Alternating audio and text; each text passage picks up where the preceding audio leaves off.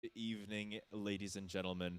Welcome back to PACE. My name is Dangers. Coming up for you very shortly here, we have kerbis54. He's going to be running Pokemon Let's Go Pikachu for you guys.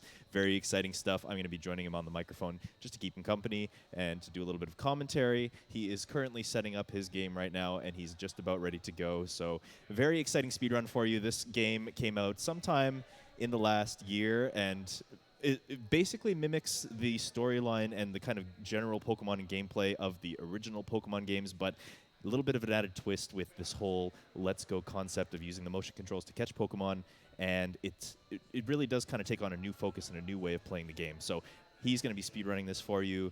Estimate is somewhere in the ballpark of about 3.5 hours, and I think you guys are going to enjoy it. So whenever we are ready, we're going to send it off to Kerbis, and I think he's good to go. Hey, what's up, everybody? I'm Kerbis. I'm going to do this Let's Go Pikachu run for you guys, and okay. All right, I'll just count down from 3 on go. 3, 2, 1, go. All right, so like Danger said, this game is a remake of Pokemon Yellow, which originally came out in 1998. Yellow was itself a enhanced version of Pokemon Red and Blue. The main difference being, instead of being able to choose between Bulbasaur, Charmander, and Squirtle as your starter Pokemon, you are given a Pikachu, and your rival is given an Eevee. So, much in the same way, this game we are going to start off with a Pikachu, and our rival will have an Eevee. And at its core, the story is pretty much exactly the same as it was in Pokemon Yellow. But there are quite a few differences. This is actually a rather unique Pokemon game, one of the more unique ones in the series. So the biggest thing, I guess, is the catching of Pokemon is heavily emphasized, and one of the main goals I'm going to have throughout this run is to basically catch 50 unique Pokemon, and that's going to weigh heavily into the routing throughout almost the entire run. And catching itself is also very different from Pokemon games past. It mimics sort of the Pokemon Go mobile game catching style. I'm going to be flailing my arms around a lot. If you thought the Odyssey runners looked a little ridiculous playing that game earlier, then I'm going to kind of continue that trend, and I'm just going to be flinging my arms all over the place throughout this run, so that'll be fun to watch. Right now, just going to change some settings, basically make the text scroll faster, turn off the battle animations, all that kind of stuff, normal stuff that you do to make the game a little quicker. Now, something that we might want to point out right at the beginning of this is that this game has some very different and more complex core mechanics to it than previous Pokemon games have been. Like, for example, the game that this is based off of, Pokemon Yellow, Pokemon was a very basic game back in the day. Since then, Pokemon has added some very complex core mechanics to it, including things like natures and the way that the stats are tracked and the way that the different Pokemon level up in different ways. And that particular mechanic plays a really big role in speedruns of Pokemon games of today, because you obviously want Pokemon with proper stats leveling up in a proper way in order to get kind of the optimal battle situations that you want. And something really nice about this game that I wish every Pokemon game had is that your starter will have perfect IVs, which basically means perfect stats. The only thing that can fluctuate is the nature, and I'm actually, well, before I talk about that, you're going to see, this is going to be the example of how you catch Pokemon in this game. You're going to have to kind of shake the Joy-Con to throw the ball. There's a little bit of nuance to the technique. Thankfully, the motion controls cooperate with you most of the time in this game, so that's not always the case with games with motion controls. But I'm going to kind of take my Joy-Con from a flat position in front of me and just kind of bring it up to my shoulder. Yeah, almost kind of looks like you're lobbing the Pokeball over your shoulder, like you don't want it anymore. anymore. I think what they want you to do is the opposite, kind of bring it down, but it also works if you just do the opposite way, and I find that to be a little more consistent. I think that's how most runners in this game choose to throw Pokeballs. From what I've understood is that trying to do it the intended way, where you're kind of throwing it forward, you can actually kind of throw the Pokeball in several different directions, and I feel like the over-the-shoulder method tends to be a little bit more consistent with a straight line. Yeah, definitely. If I do have to throw the Pokeball to the side, because sometimes Pokemon will kind of jump to the side and you have to throw it at a different angle, I will choose to kind of take a different grip on the controller, but we'll maybe see that a little later. So I'm going to find out what nature my Pikachu is in a second here, and there are a couple natures that are actually not very runnable, so I do have a backup file just in case I get a really bad one, but chances are I'll get one that's at least decent, so we'll find out soon here. If I have to switch over to that other file, then I will. I basically just have it saved at this point right here, so. Yeah, important to note that some of like the more negative natures that he can get will actually very drastically affect the finishing time. So it is probably in his best interest to switch over if is necessary. Alright, careful. I think careful is fine. I have a list here. Okay, no, careful actually is not fine. Yeah, careful's a bad one. So careful has minus special attack. Oh, accidentally the wrong profile. So that has minus special attack. This file I've prepared has positive plus special attack. So it's basically what the nature, every nature increases one stat by 10% and decreases another stat by 10%. So having your special attack decrease by 10%, it's not the worst thing in the world. Like, the truly unrunnable natures are the ones that have minus attack, but minus special attack can be really annoying in a lot of places, so I'm just going to choose to not deal with that for the sake of a marathon run. And it is really important to point out that because your starter Pokemon is so stacked, because it gets the perfect IV values and gets all of those boosted stats on top of some potentially, like, broken, you could say they're pretty broken moves that are given to you by trainers throughout the game, it does make it worthwhile to use your starter for essentially everything until we get into the later games. So your starter Pokemon being of a decent nature really does make a difference here. Yeah, so even though the stats are perfect, you would think that it kind of makes any Pikachu runnable, but just the way that the game is routed, like, we are depending on those perfect stats, so basically the better your stats are in a Pokemon game, typically the better risks you can take, or the quicker fights will be. But since we're routed around those perfect stats, when you wind up being 10% worse than normal, it really messes with a lot of things. So yeah, just this attack I have on this file is mild, which is plus special attack, like I said. So it'll actually help me out in a couple places, maybe be able to kill some Pokemon in one turn fewer, or just have some more favorable ranges.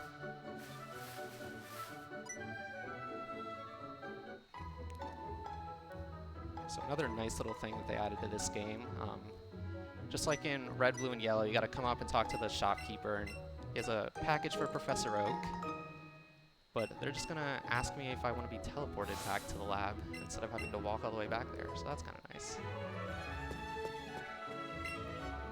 Pretty handy. That was something that didn't really exist in the initial Pokemon games, but traveling through that first route you'll find is rather easy. They kind of teach you the ledge mechanic just through that interaction, but everybody who's familiar with Pokemon games at this point obviously knows how those work.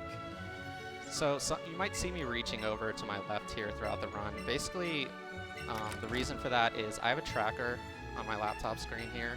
It's going to help me keep track of how many Pokemon I've caught so far and how many I still need to catch towards that requirement of 50 total, like that I mentioned earlier.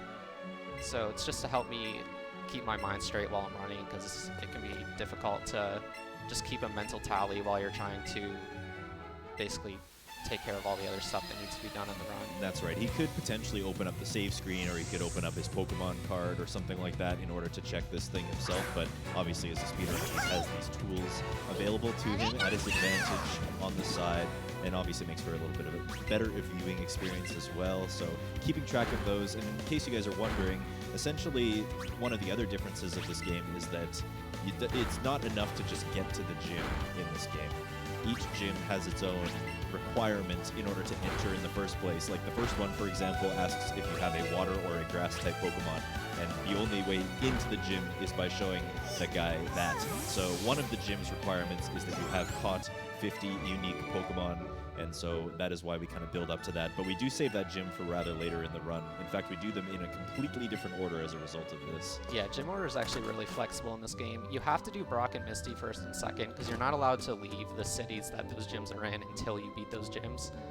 But after that, it's kind of open. Like gyms 3 through 7, you can do in any order you want, basically. So Koga's gym is the one that requires 50 Pokemon. And that, like, if you're going in, like, intended story order, that would be the 6th gym, I believe. But we're going to wind up doing that one 7th. And the 7th gym, Blaine's gym on Cinnabar Island, is actually going to be the one we do 3rd. So a little bizarre, but that's just kind of the way it works out with trying to push off that requirement of 50 as far as possible. And another thing you might notice is I am playing this game with one Joy-Con.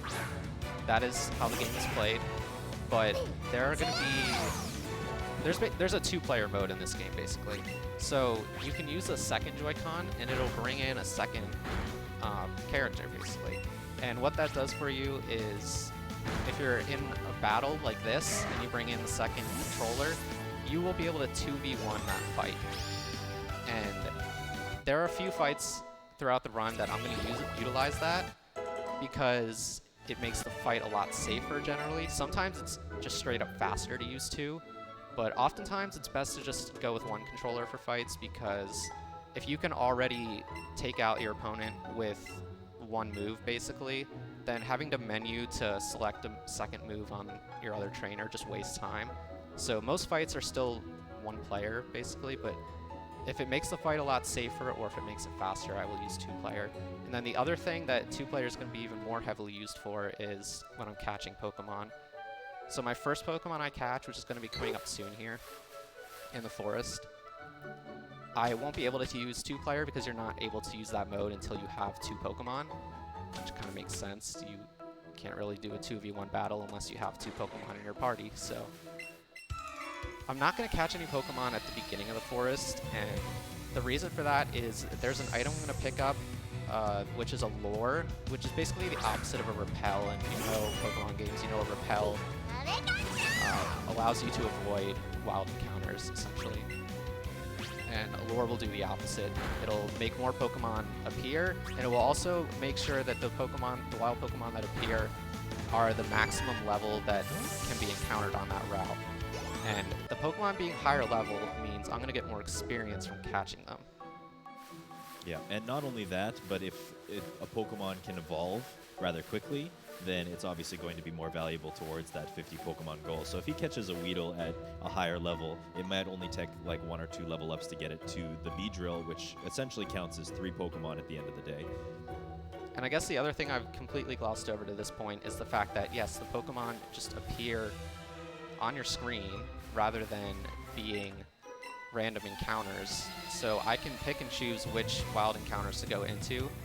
Sometimes they spawn underneath your feet and there's nothing you can do about it. It's basically annoying, just like any wild encounter in any other RPG. But for the most part, you can kind of just weave around the ones you don't want and choose to encounter the ones that you do want. So it's pretty nice. It's something that I wish they would just do in all Pokemon games in the future, but we've already seen the trailers for Sword and Shield, and they have ripped this feature away from us already. So a little unfortunate. Returning back to the traditional Pokemon style. But to be fair, it actually, in my opinion, makes this game a bit better of a Pokemon speed game in general, because it does remove the very, very obvious RNG element of the game. Obviously, you do end up buying lures to avoid that in the first place, but it just kind of adds another dynamic that makes this game a little bit easier to speedrun. Okay, so I'm kind of waiting for an Oddish. That's what I was trying to do there. Oddish I need because, like Dangers mentioned, to get into Brock's gym, you need a water or grass type Pokemon. And either Oddish or Bulbasaur are the only grass type Pokemon that are available at this point in the game. So Bulbasaur is pretty rare and he's hard to catch anyway, so I'm just going to wait for an Oddish. That's absolutely a required catch. But I'm also going to pick up a Caterpie and Weedle. And all these Pokemon will be at level 7 because the lure is up, as long as I encounter one that spawned after I use the lure. So anything that spawned as I was like running down, I shouldn't, you know, catch because it might be a lower level potentially. And this is where I'm going to bring in the second controller. So now I have 2 controllers, and I have to kind of now fling both of my arms. So make myself look more like an idiot. Just do a little bit of a table flip every time you need to catch a Pokemon. But what 2-player does for catching Pokemon is actually a few things. For one, it makes you more likely to have a successful catch. And then the second thing is it gives you more experience for that catch. So there's a little screen that pops up every time I catch a Pokemon. You might see it briefly. That it shows you all of your multipliers. Basically, you get a multiplier if, on the experience, a multiplier. If you catch Pokemon with the first ball you throw, you get 1 for using 2-player. You get 1 if it was an excellent throw. So there's like the circle closing in on every wild encounter. And if you wait until that circle is very small and then throw it at the center, you'll get an excellent throw, and that will give you a multiplier. And there's stages of that. You can get like a good throw or a great throw. But I'm going to try to get first ball, excellent throws, and all the catches. That would be ideal. Doesn't always work out that way, and some Pokemon are trickier than others. So Oddish is choosing to not show up right now, which is classic, but Just a whole bunch of birds flying around. there's one back there, so I'm going to run around all of these things I don't want. Get this Oddish. Preferably I would have gotten Oddish first, but it's okay to get it last. It's not really a big deal. See, that was a great throw because I threw a little earlier, but I was trying to anticipate what the Oddish would do. So it can be a little tricky sometimes. Yeah, so Oddish, I'm actually going to use not only to get into Brock's gym, but I'm going to use Oddish to fight Brock alongside Pikachu as a double battle. Teach Pikachu double kick here. This is going to be a somewhat important move for the early parts of the run. I could beat Brock with just Pikachu and double kick, because double kick is super effective against Brock's Pokemon, but it's just way faster and easier to use Oddish as well, because Oddish has Absorb, which can basically one-shot both of Brock's Pokemon. So it's just a good idea to use. So I'll have to, since I didn't catch Oddish first, I'll have to switch it to the front of my party before that fight, which I'll do in a little bit here. Still have one more battle in the forest to do, and then I can head out. I only needed these 3 Pokemon here. So I have a pretty good idea of what I want to catch throughout the run, but the most interesting thing about this game is the fact that no 2 runs are the same as far as the catch route goes. So I'm going to get rid of my second player. Oh my god. Yeah, it's hard to avoid all of these Pokemon when they're crowded around each other like this, and sometimes the Caterpies blend into the grass, which I didn't even see that Caterpie there, so it's an extra encounter, but it only wastes about 7 seconds, so it's not a huge deal. And if you guys are familiar with Pokemon runs, you're going to see him like running up to the trainers and talking to them from the side. Yeah, if you haven't watched any Pokemon speedruns before, that's just because all of these trainers kind of go through like an, oh my gosh, I've seen you, you're in my line of sight, and then they'll walk over to you, and that's rather slow. So every time you see him enter an encounter, he's going to be doing it from the side and talking to them manually. It saves a lot of time.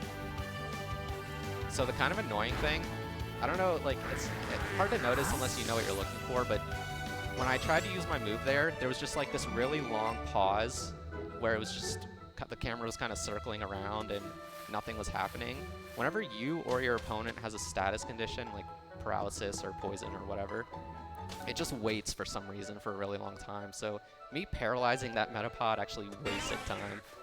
A small amount of time, but kind of annoying that it does that. But yeah, I'm gonna talk to our rival here again. Our rival likes to give us a lot of free items. He's a nice guy. He's not like the old mean rivals that just call you mean names and say smell you later. He's gonna give us some potions here. He'll give us a whole bunch of stuff later. Really convenient. Just less money that I have to spend on buying those items from the shops. So now we're gonna come up on Brock's gym. And I'm gonna take this opportunity to switch my Oddish up to the front with Pikachu, so that those 2 Pokemon will come out automatically when we go for the double battle. So this guy here, he's going to ask us, he's kind of the gatekeeper, he's going to ask us for our grass or water type Pokemon. The funny thing is, unless you're trading with another game, there's not actually a way to get a water type Pokemon at this point in the game. So It's pretty much Oddish or bust. Or if you're playing EEVEE version, you get a Bellsprout instead.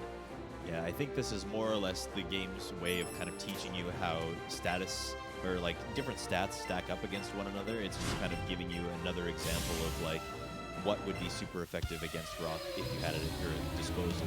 Yeah, definitely a game that's nice to newcomers. If you've never played a Pokemon game before, I would honestly probably recommend this to be your first. So the other downside of getting Oddish last means it's still level 7 right here, which means it's not guaranteed to one-shot with Absorb, so I'm going to also double-pick Pikachu just to make sure this Geodude dies. Otherwise, I could use a Thunder Shock, which just would not hit the Geodude at all, and the animation is just basically faster, so that would be a time save I could get if I got Oddish first, because it would be level 8 by now. And then the same thing with this Onyx after double-pick. I think the Oddish has to be usually level 9 or 10 to be able to one-shot the Onyx. So yeah, this is a very easy, quick fight with 2-player. Otherwise, I would have to be like tail whipping and double picking everything with Pikachu, and it would be a few extra turns. So Brock definitely one that is much faster. It's really one of the few early game fights that I'm going to use 2-player for. And also one of the only fights where I'm going to use 2-player to actually inflict damage on the opponent. Most of the time when I'm using 2-player, I'm just going to use the second Pokemon's turn to use like a stat boosting item on Pikachu instead. That's mostly the utility of 2-player in fights. So there's our first badge of 8. The other kind of funny thing is we're going to get 2 badges relatively quickly. And then we're going to go like over an hour without fighting any gyms, and all of that time is going to be spent just completing story objectives and catching Pokemon. There's like, I would say 2 pretty heavy catching sections of the run, where you're just going to kind of stand on a route and catch everything that spawns there. Or most things, anyway. Yeah, that kind of ties into what you were saying about the gyms being very flexible in their order earlier on. There, you know, as a professional, or not a professional, but like a Pokemon player who's been playing Pokemon for a very long time, you know, you go back and you think about these games, and they had a very clear order of what gyms they wanted you to do in what order and stuff like that. But this is kind of thrown out the window and really gives you some freedom to just kind of do whatever the heck you want. So you're gonna reach a point where Kerbis is gonna pass the second gym, and then all of the other cities are essentially free roam, with the exception of Saffron. I think you still have to give them the iced tea or whatever to get into the city, correct?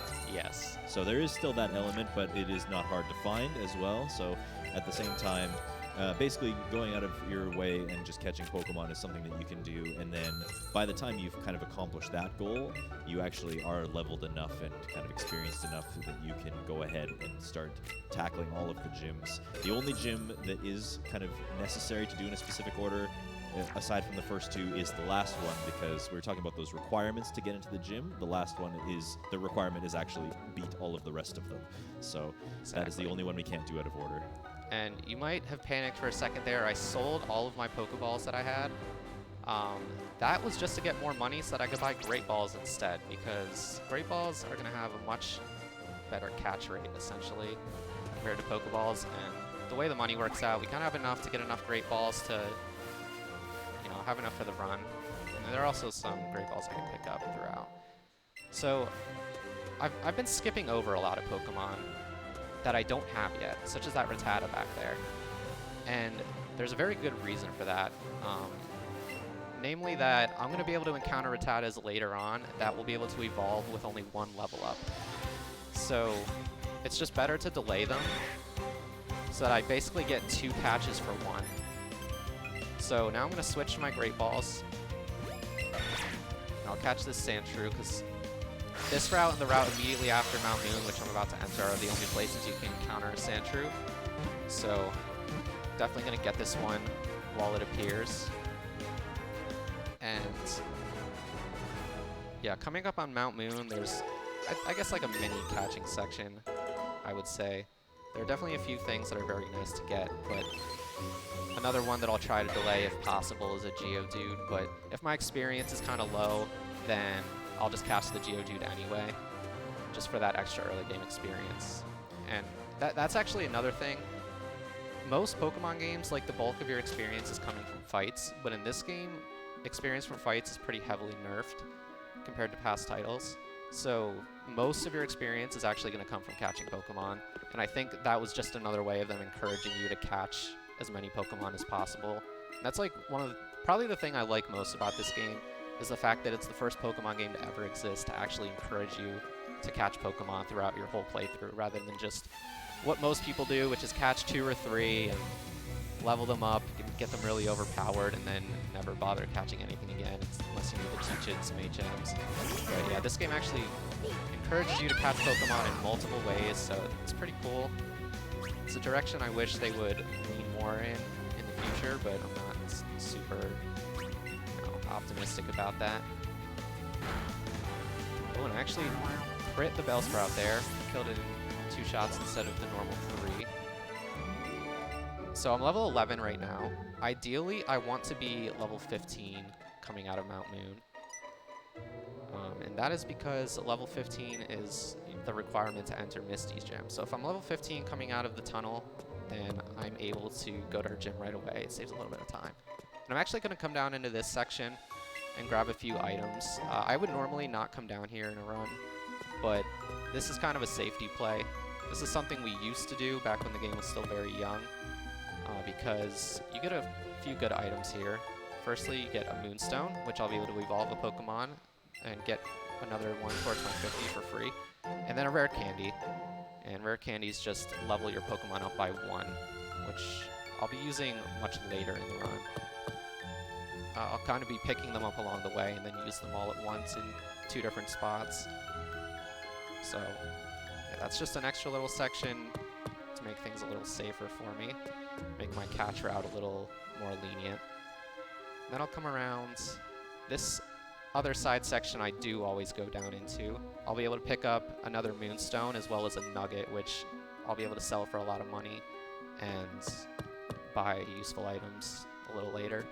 But before I go down here, I'm gonna first of all heal Pikachu. Then I'm going to teach Pikachu Headbutt, which is the TM that I got from Brock. Every time you beat a gym leader, they give you a TM to teach a move to your Pokemon. So Headbutt's a pretty strong move. I think it's 70 base power, which is actually like pretty crazy for early game like this. And then I'm going to use another lure before I go down here, and hopefully things spawn down here that I can catch. I don't want a Zubat. That glowing Paris is very good though. So the Pokemon that are glowing, they're going to give you more experience because it means they're either tiny or huge in size. And yeah, they give you more experience, and it's pretty nice to get these, but it's just luck, basically, whether you get them or not. And the Pokemon like to attack right as you throw the Pokeballs. Classic. Yeah, kind of annoying. But usually I'll just sit here and wait for them to attack, because they're not going to attack twice in quick succession, usually. Some Pokemon do it, those are the really annoying ones. But if I just wait for them to attack, then I can know for sure that I'll be able to throw my ball safely and catch them. And that is useful because it can like make a first ball catch more likely, which, as I said earlier, will also give me more experience. Fortunately, didn't get it there, but I got good experience on that anyway. Now, outside of the catching experience, being a tiny Pokemon or a huge Pokemon doesn't really make any other gameplay differences, does it? No. Just for the experience. So I'm going to get my Butterfree and Beedrill here. Caterpie and Weedle are very nice catches because you just gotta level them up 3 times and you get 4 extra Pokemon beyond the initial catch out of them. So very nice to get. Pretty much something you'll do every single run. That's their, common spawns in the forest anyway. And I would like to see a Clefairy. That's the one other thing I would definitely want to get in Mount Moon. If I don't see a Clefairy, then I'll definitely catch a Geodude. Probably if I see a Geodude right now, I will just catch it anyway, because I'm still only level 12.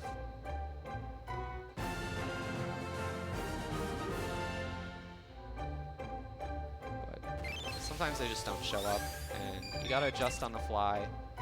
Things won't show up early, you gotta catch more late. That's pretty much all there is to it. You just gotta know, like I kind of have a rough idea of how many Pokemon I want after I leave every route, and Zubat kind of ran into me. Definitely don't want a Zubat yet. Zubat's another one that I'm going to put off until later because I can catch it at a level where it will evolve in one level up. But Paris and Geodude, or Paris at least, that's not really the case, so it doesn't matter. I just catch Paris now. This is the only place I can see one. So I should be able to two-hit this Sandshrew at level 12, but I might get unlucky here. We'll see. And the other nice thing about Headbutt is it can make the opponent flinch. So unfortunately it didn't work there. I think it's only like a 10% chance to make the opponent flinch. Yeah, I'm gonna go 3-shot here. I'm actually gonna double kick to save Headbutt PP. The routing for it is a little tight. The routing for when to use moves. So double kick is one that I use less, so I'll just use it to finish off that Sandshrew. So now, definitely at this point, if I see a Geodude, since I haven't gotten a Clefairy yet, I will just catch it. And there's a glowing one, so that's good. I'm actually neglecting to bring in my second controller before going into the encounter. That would be faster, but sometimes I just don't have time to do it. Yeah, that's why I oftentimes wait for the Pokemon to attack. They love to do it right as you throw the Pokeball. So that'll be a Geodude. Rather than, like, ideally I would catch a Geodude later in Rock Tunnel and level it up in one level up, or evolve it in one level up. But now that I have a Geodude, I'll just catch a Graveler later because those also spawn in Rock Tunnel. Okay, and something else I'm going to do, you don't really want to keep Pokemon in your party after they've already evolved into what you want them to evolve into.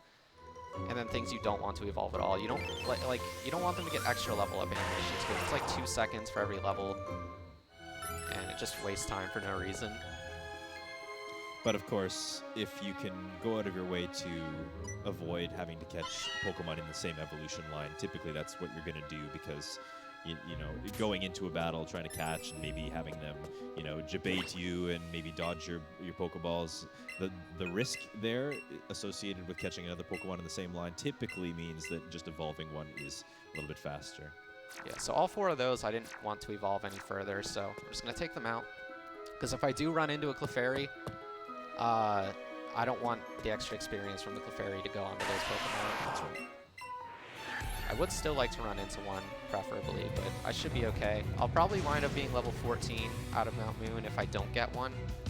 But that's fine. That just means I have to do Misty a little later, which it loses a little bit of time. I think it's only 10 to 15 seconds just from movement. Right, and that being, of course, because the requirement of Misty's gym is to have one Pokemon at level 15 by the time you get there. So right there, I actually got the flinch on Drowsy. That's why, if you're going to use Headbutt, you always want to use it like the first turn of the battle, because if you happen to get that flinch, then it just makes the fight go faster, and you're going to wind up usually taking less damage.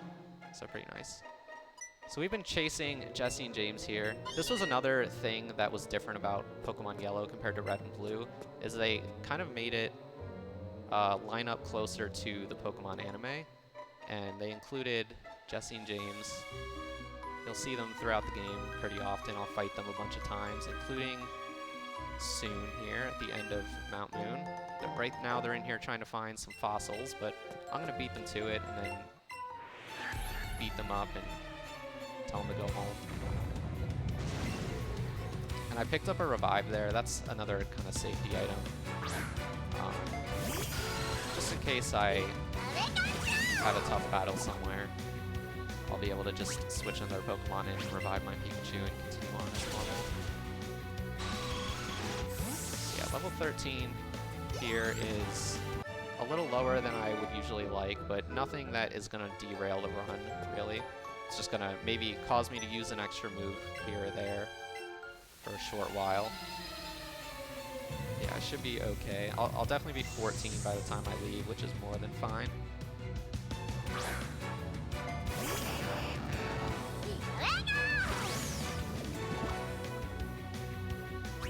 Another unique thing about Let's Go Pikachu and Let's Go EEVEE from a speedrun perspective, I got another flinch there, so that's nice, is that most Pokemon speedruns, sister versions are just seen as one speedrun category. So Pokemon Red and Blue are a single category, Pokemon Gold and Silver are a single category.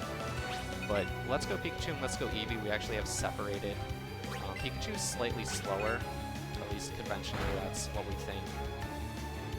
Pikachu's slightly slower, but two runs are different enough because of the forced starter and the fact that you use the starter for much of the run that we just have them separated out. So if you have one or the other and you're worried about being slow, speedrunning this game, you don't even gotta worry about it. You just treat them separately, so it's kind of nice. And a lot of people actually run both versions, which is also cool.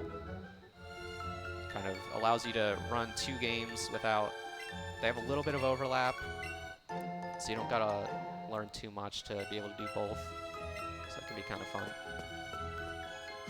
Actually, since I was confused in that fight and took damage, I'm just gonna heal again. And these two games are separated on the leaderboards. Yes. And the reason for that being that the starter does make the run significantly different, and EEVEE does tend to be quite a bit faster. Yeah, we'll see the reason for that coming up soon here, why EEVEE kind of comes out on top. It's kind of a really silly thing. I'm not really sure why they did it, but I'll tell you about that in a little bit. And an interestingly broken balance mechanic if they were trying to make the games as similar as possible, because you know, if you were to have Pikachu head off against EEVEE, EEVEE might be at a clear advantage just if you were battling your friends, for example. But is that even a thing that you can do? Is Pokemon battles against friends a thing in Pokemon Let's Go? Yep, it sure is. All right. So yeah, this is our first fight with Jesse and James. They're gonna have the same techniques and coughing, although evolved later throughout the whole run. They're kind of poison me because they're annoying. But that's no big deal. That's why I bought the antidotes in the Computer City shop. And the way shops work in this game is also different from past Pokemon titles. And that is, the items that you can buy are based on how many gyms you've completed. So rather than each city having its own unique stock of things you can buy, basically after I beat Brock, stuff like Great Balls went into the shop to be available to buy, and then as I beat more gyms, I'll get stuff like Super Potions and Ultra Balls and all kinds of good stuff. So I'm going to pick up another item here. This PP up will normally allow you to raise the PP of any one move by one, but it's also a valuable item. It sells for the same price as a Nugget, which is $5,000. So I'm just going to pick it up for that reason. I'm going to sell it to basically be able to buy more healing items and such later on. And I'm going to go ahead and heal Pikachu again because of the poison.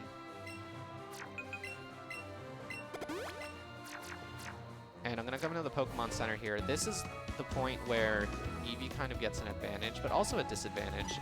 I'm going to teach Pikachu a move called Zippy Zap, and it's a pretty overpowered move. It has a pretty strong base power, but then on top of that, it is guaranteed to crit, which honestly, in the sense of a competitive Pokemon game, is actually pretty broken. Yeah. And that's the only move this guy will teach Pikachu at this point in the game. EEVEE version, for whatever reason, can learn 3 moves there, and they are all equally as broken as Zippy Zap. Yes. Like one's a water type move that heals you. It's like a Giga Drain, basically, a water type Giga Drain. One is a fire type move that always burns, I believe, and the other is like an electric type. So EEVEE just gets this insane matchup coverage that Pikachu does not get. So I'm stuck with a moveset of like Zippy Zap, Headbutt, Double Kick for a while. And basically any Pokemon that's like a grass type or a rock or ground type, Pikachu kind of struggles with. But EEVEE, on the other hand, getting those moves at his disposal is just going to like plow through essentially everything in this game. Yeah, there's like not really any roadblocks for EEVEE. Yeah. And then on top of that, EEVEE also gets Headbutt as well, which for EEVEE, that's a stab move, which basically means the typing of the move is the same as the typing of the Pokemon. And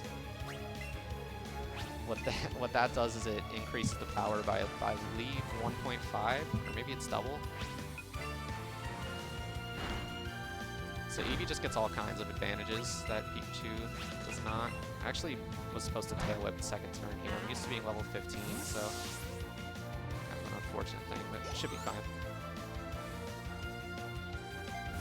Thankfully, this fight, I've also speedrun Pokemon Red in the past, and in that game, this fight is terrible. It's one of the worst in the game, but in this one, it's not bad at all. You can get through it pretty easily with Pikachu.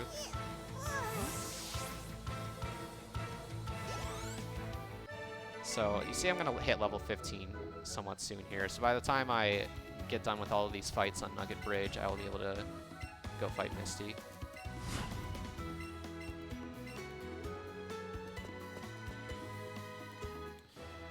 And if you guys remember this from the original Pokemon games, kind of just a 5-trainer gauntlet to get to the end, rewarding you with a nugget, and of course the nugget is very valuable just for the cash that it can give you.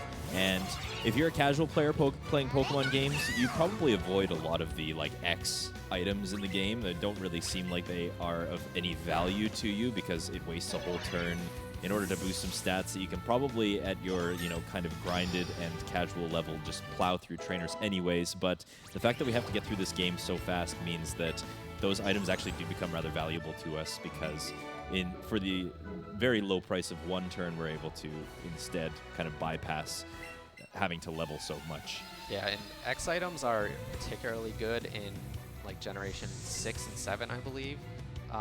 In older Pokemon games, they only raised your stat by 1 stage, but in this game it raises it by 2 stages, which is just honestly insanely overpowered. So we'll be using a lot of X items once we get a little further into the run. And the money routing is actually somewhat tight early on. It frees up later, and we can buy basically as many items as we want. But for the meantime, up until another hour or so into the run, will kind of be tight on money. So all of these items that I'm picking up for money are very valuable, very good to have. Especially in this setting. I'm going to try to buy a few extra healing items just to play a little more safe compared to what I normally do. So that's my purpose for picking up a couple extra money items throughout the run. So I got another flinch there. I'm actually getting pretty lucky with those this run. It's always nice.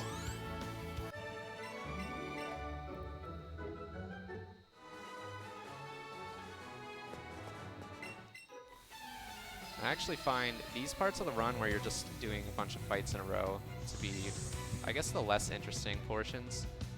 Definitely the thing that makes this run as cool as it is the catch routing. So anytime I enter a new route, just deciding what to catch, what not to catch. And just knowing, like if I'm short on Pokemon, knowing I need to kind of hang around and wait for stuff to catch up. Stuff along those lines. That's like what a lot of my mental energy goes towards when I'm doing a run of this game. But the fights are kind of a breeze.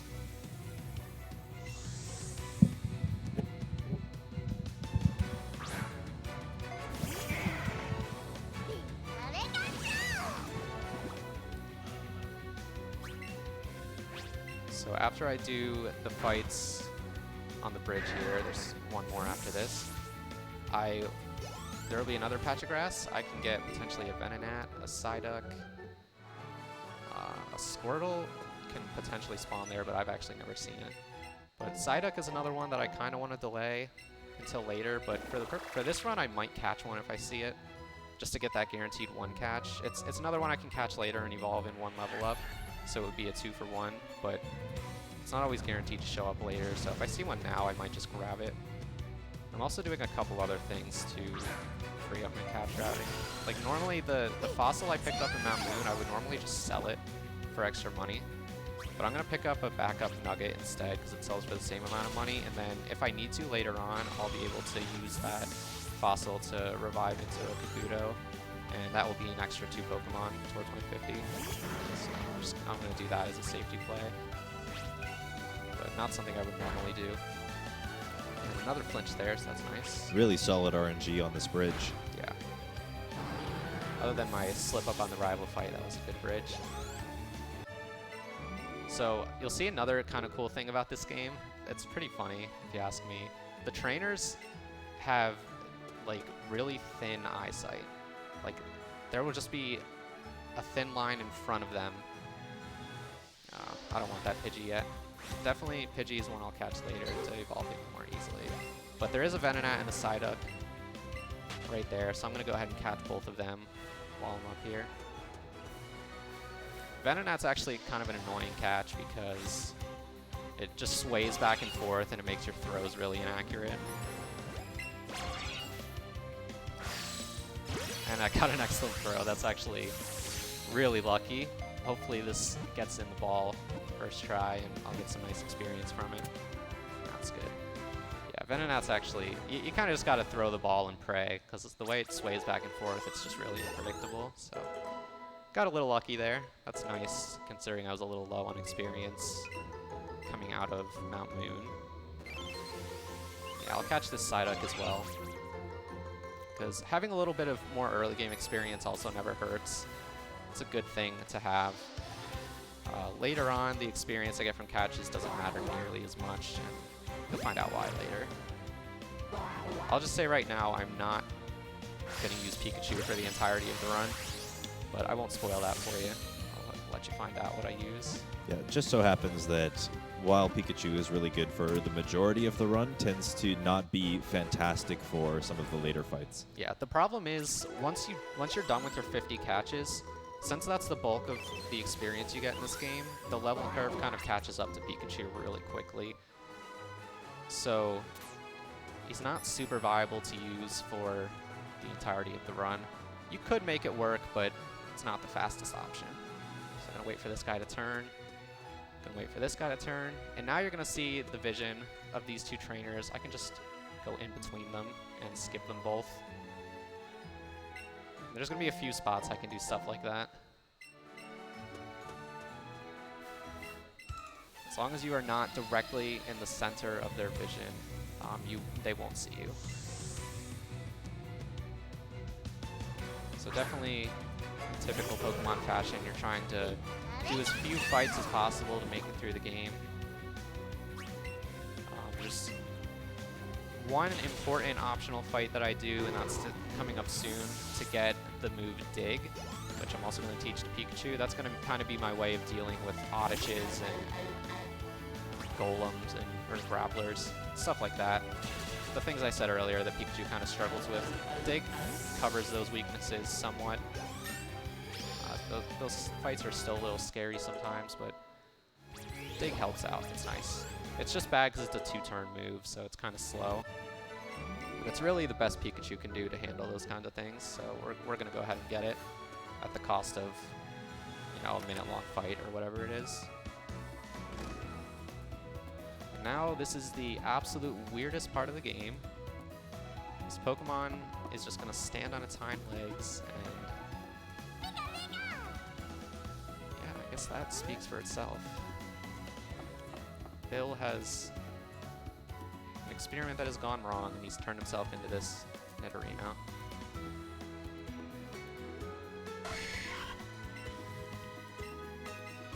Now, obviously this is a speedrun, so we are going to go ahead and kind of skip the cutscenes that do exist in this game, but there's a very elaborate cutscene where he enters this machine and turns back into a human miraculously through the wonders of technology, but we will unfortunately have to miss out on that. Yeah, there's like 5 little cutscenes in this game that you can just skip right past. Which there's a couple things that you can't skip that I kind of scratch my head at. And you'll see one in particular that's later in the run. It's just like Pikachu running around, playing with a bunch of other Pokemon for like a minute straight, and you can't skip it, you just have to mash through it. So cutscene skipping exists in this game, but there isn't that much cutscene time anyway. So now I'm going to come all the way back down, do our walk of shame here, and finally go to Misty's gym. Then we'll be able to leave Cerulean City. So normally I would just take all the Pokemon I have in my party out right now, but just for the sake of safety, essentially, I'll leave them in because if I only have one Pokemon on my party and I die, then I'll just wipe back to the Pokemon Center and it'll waste a lot of time. But if I have another Pokemon on my party, I can just swap them in and revive Pikachu and continue with the fight. That's where those revives come in handy. And there is a small chance. Actually, I don't remember what level I am with Pikachu. If I'm 17, then I think I'm completely safe. But if I were to be 16, there's like a very tiny chance that I could die to Misty. Yeah, I think I'm 17 anyway, so I should be fine. This gym here, Pikachu can just handle by himself, obviously, with electric typing against water and an overpowered electric type move. He just shreds through these water types.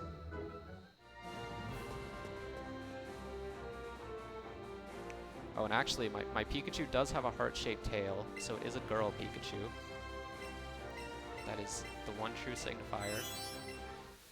A very important distinction too, and it's kind of funny. There's like a little cutscene that plays at the beginning of the game, and like Pikachu hops out of the television and runs around. It's really cute, and you actually figure out the gender of the Pikachu you're going to get when that plays, as opposed to when you catch it. Yeah, it's actually determined before you ever start the game, which is kind of funny.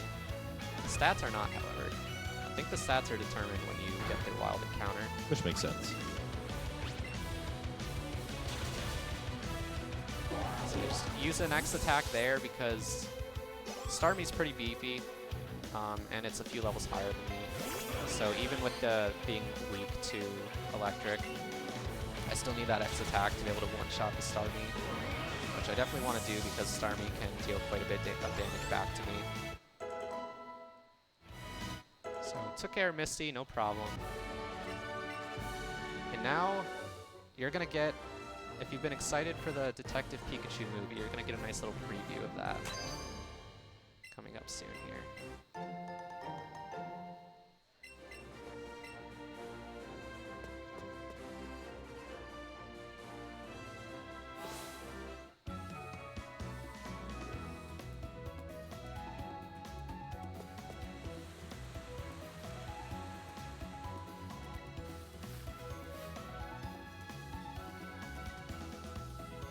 So there was a break-in at this house. Got the police officer guarding the front entrance, but Swirl is going to lure her away so that we can take matters into our own hands.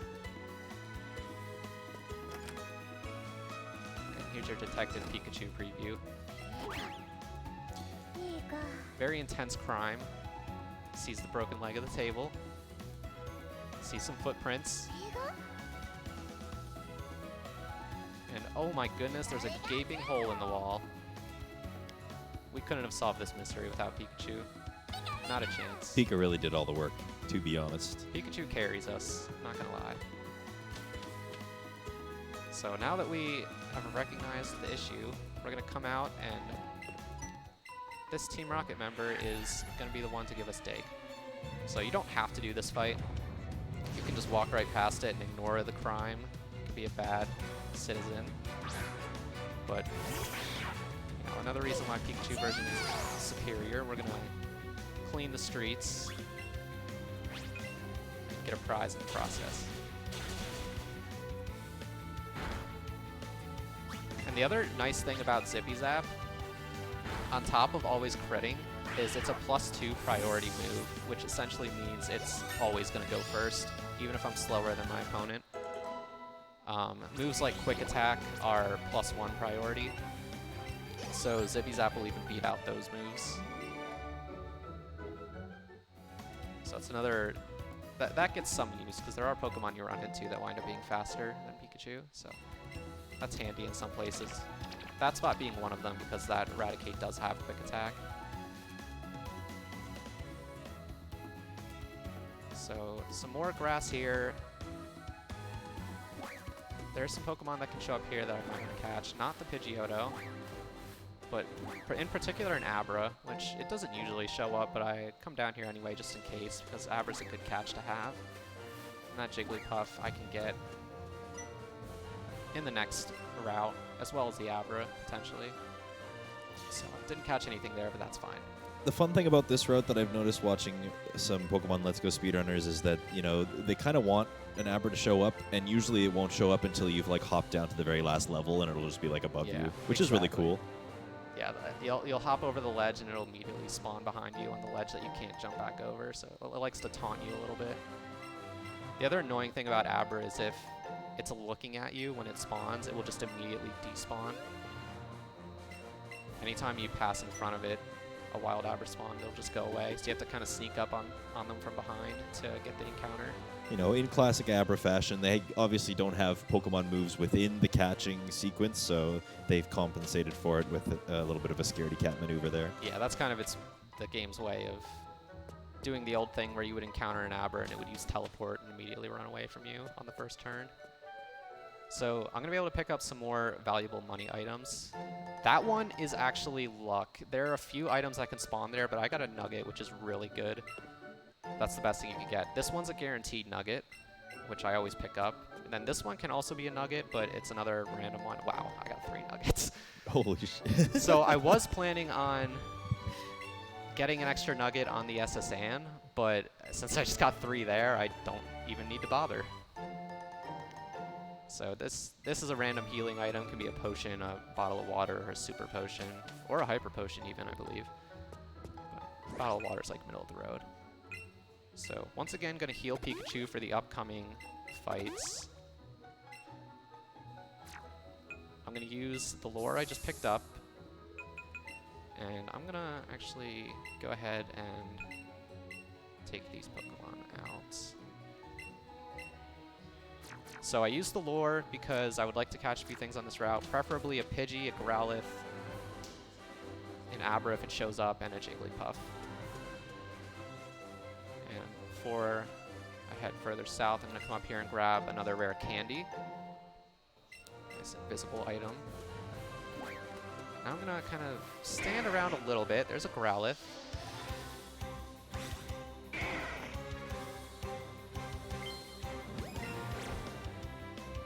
Wait for it to attack. Hopefully it does so soon. Alright, since it jumped. Sometimes if it jumps, it usually won't attack immediately after jumping, so I'll sometimes gamble that throw if it's a good circle right after landing from a jump. So Pikachu's level 18. I would definitely want Pikachu to be level 19 for the upcoming rival fight, but 20 would be even better, which I could potentially hit 20 here. Depending on if a Jigglypuff and an Abra both show up, I'll almost certainly hit 20. So again, because that Pidgey jumped, I knew there was a decent chance of it not attacking immediately afterwards, so I just went ahead and threw the ball.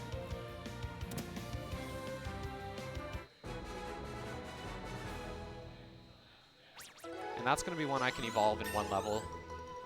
Pidgey levels up at 18, I believe, and I just caught a level 17 one. Because just to reiterate, the lore makes it so all wild spawns are the maximum possible level that they can appear on that particular route. And there's a Jigglypuff, so that's very good. Jigglypuff I'm just going to throw right away because she likes to hop to the side immediately. That almost always happens, and you could see she was starting to, so it's best to just throw the ball right away for Jigglypuff, because then you wind up having to throw sideways, and that is much less accurate. And if you're waiting for her to jump, that's just slower in general. So you take the hit on the experience multiplier just to get it over with. And I'm a decent enough level at this point anyway, so it doesn't really matter. Yeah, exactly. So unless an Abra shows up, I'm done catching on this route. But what I am going to do, this likes to mess with me. I'm going to try to skip these trainers by walking directly in between. I got it, so that's good. If you walk directly in the middle of that, those 2 trainers, their visions both stop basically just before the center. So you can just, if you're directly in the middle, you can skip both of those trainers. And I'll have to do that again, walking back up through that route. Yeah, kind of a funny mechanic that just like goes to show just how narrow and how weird the kind of like the zones for these hitboxes for these trainers is. Whereas obviously in previous Pokemon games, it kind of made you fight one or the other because it was more of like a block-based moving system. Yeah, Whereas in this one, tile-based. yeah, exactly. Whereas in this one, you can kind of just go right through the middle and no problems. Yeah, the vision is definitely a little wonky, but we can use it to our advantage in a bunch of places. There's a couple spots even later that are even kind of funnier and allow us to skip even more annoying fights. So the other weird thing about this game is this is blue. You saw him earlier as well. Red and blue were the original protagonist and rival of Pokemon Red and Blue. And for some reason, even though this is the same story as Pokemon Red, Blue, Yellow, for some reason you and your rival exist independently of Red and Blue. So, I don't know, kind of some kind of alternate dimension shenanigans. I don't really know what's going on, but yeah, Blue exists and he's nicer to you than he is to Red. Kind of helps out throughout the run. I like to call your rival like Discount Blue, Walmart Blue. So here I'm gonna go ahead and use another X attack for this fight. Guarantee some one-shots on these Pokemon. And I had an X accuracy, which I would have used if the Pidgeotto chose to sand attack me, but didn't even need to, so that's nice. So since I used the X attack on level 19, I should be able to one-shot this EEVEE as well. It's possible to not, but okay.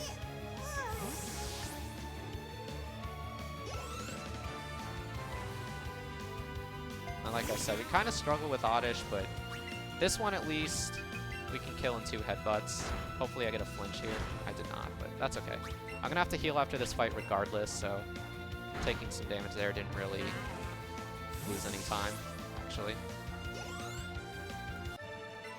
Oh, so I'm just barely shy of level 20. It would have been nice to hit level 20 there for the next fight, but I'm usually not level 20, so it would more so be a bonus kind of thing. And now we're going to learn a special move, or what's called a secret technique, which replaces HMs in this game. Like most Pokemon games, you'll have your HMs such as Cut, Surf, Fly, Strength, Rock Smash, all, you know, all that stuff. But in this game, Pikachu just learns them all separately from the normal moveset, and you can just use them whenever, even if Pikachu's not in your party. So we got the secret technique Chop Down, which is definitely different than Cut. Don't get them twisted. Yep, totally different in every single way. Now, that's kind of a thing that has been implemented in newer Pokemon games in general, as they've really kind of started making some of these mechanics that I almost feel like they're kind of listening to the fan base when they say things like, you know, I'm wasting my Pokemon's valuable moves in order to progress through the game. So when Sun and Moon came along, they started implementing these kind of special ride Pokemon instead of the actual move themselves, and that kind of transfers over and blends a little bit into Let's Go in that sense. Yeah, it's definitely been a nice quality of life change that they've made in the last couple games. And now you're going to see the game's going to prompt me to come over and chop down this bush in order to access Surge's gym. But I'm going to not do that because fighting Surge right now as a level 19 Pikachu is not a fun time. So I'm going to just kind of wait until later to do that. Sell all 5 of my nuggets. I'm not going to sell my fossil. I'm going to sell the PP up. And that should be it. Now I'm going to buy some more items. This is my shopping trip where money would be tight, but I got all those extra nuggets, so money is not really tight. So I'm going to be able to buy a bunch of extra stuff, so that's nice. These items are going to get me through a good, healthy portion of the game. Need a lot of X attacks. Some more lures for the next few routes coming up.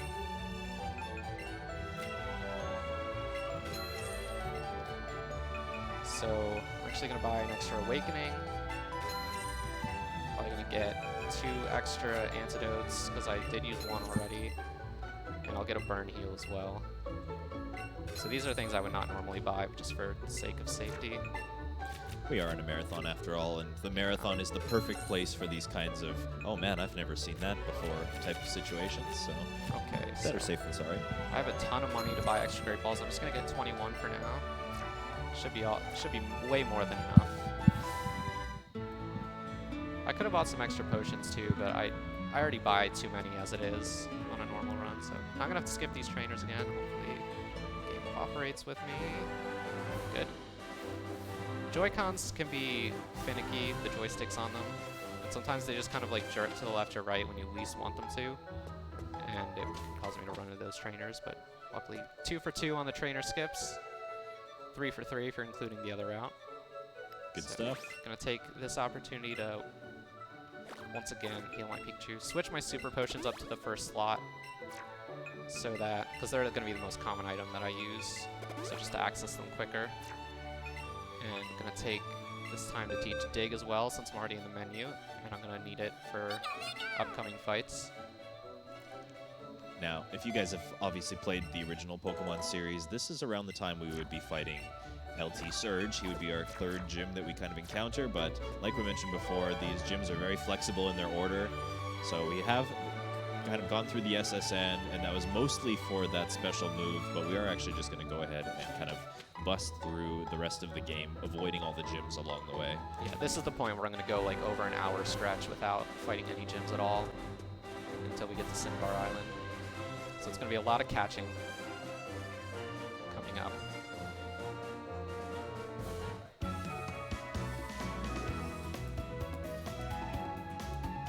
So this fight coming up here can be an annoying one, but kind of just take some precautions to make it less annoying. I bought a guard spec in that last shop, and what that does is it prevents your Pokemon from being inflicted with any status lowering, like stat lowering conditions. So this EEVEE has, I believe, Growl, Tail Whip, and Sand Attack, which would lower like my attack, special attack, and accuracy, respectively. So I'm just going to use the guard spec because the EEVEE is likely to use at least one of those moves, and it protects me for 5 turns, so I don't have to deal with any status or stat lowering nonsense. And that double kick, the reason I wanted to be level 20 is that double kick would be, I believe, guaranteed to kill, but it killed anyway, so we're fine. And now we are level 20.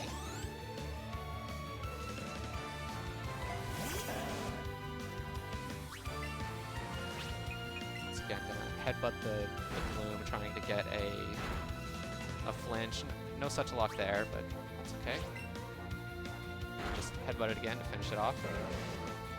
I think the most fascinating thing about Pokemon runs in particular, when you compare it to something like a platforming games obviously have this like level of technical precision about them, but Pokemon games are an entirely new ballpark, and you know they really require a different level of skill, something that it lives more in the realm of memorization and really kind of knowing very, very intimately the very finite details of the game, because obviously that trainer to any casual player is just some random person standing in the way, but knowing that, you know, being a certain level and having certain stats and using certain items is really where the skill in a Pokemon speedrun comes from.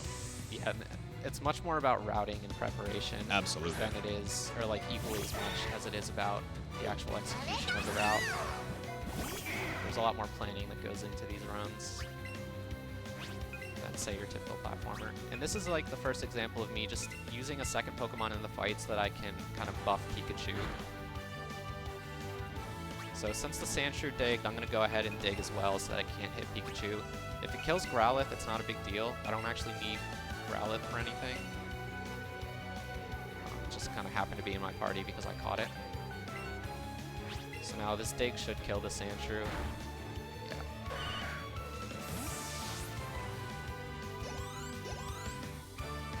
So this is a fight that was actually very annoying to deal with one player. The first few months this game was out, we didn't allow 2-player strats for normal 80% runs, but we just decided it makes the run a lot more consistent. There's nothing really inherently wrong with it, so we figured to just allow it, and it makes the run a lot nicer, a lot more consistent.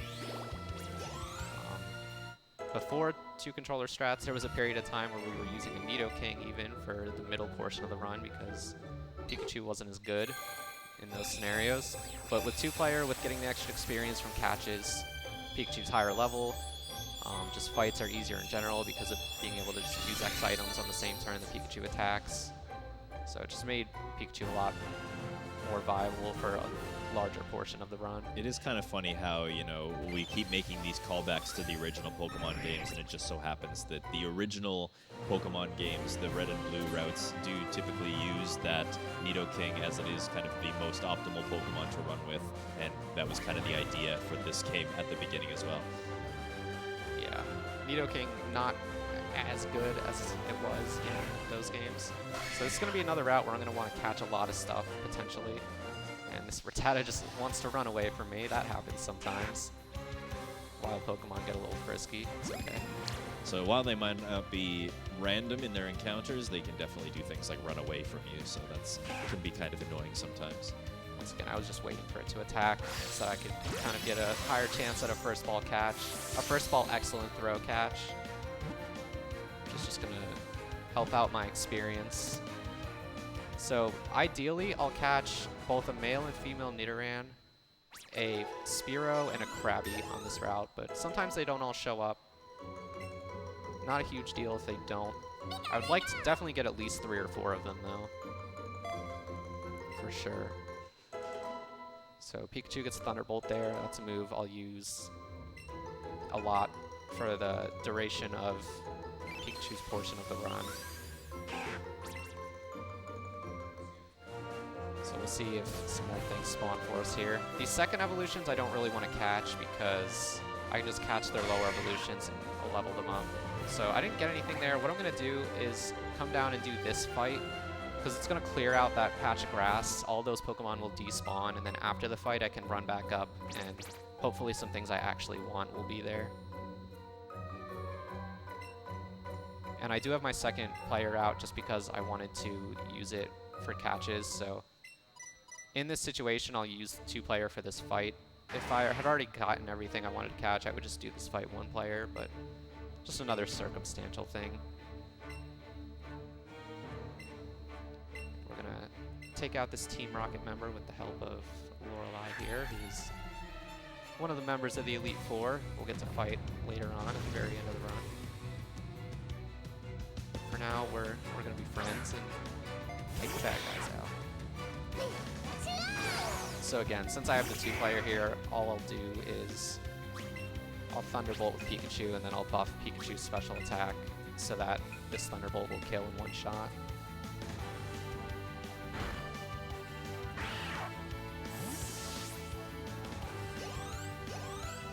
And then, yeah, now that this fight is dealt with, I'll poke my head back up to that patch of grass, and this time I'll wait around a little bit to make sure I at least get 2 or 3 more catches that I want.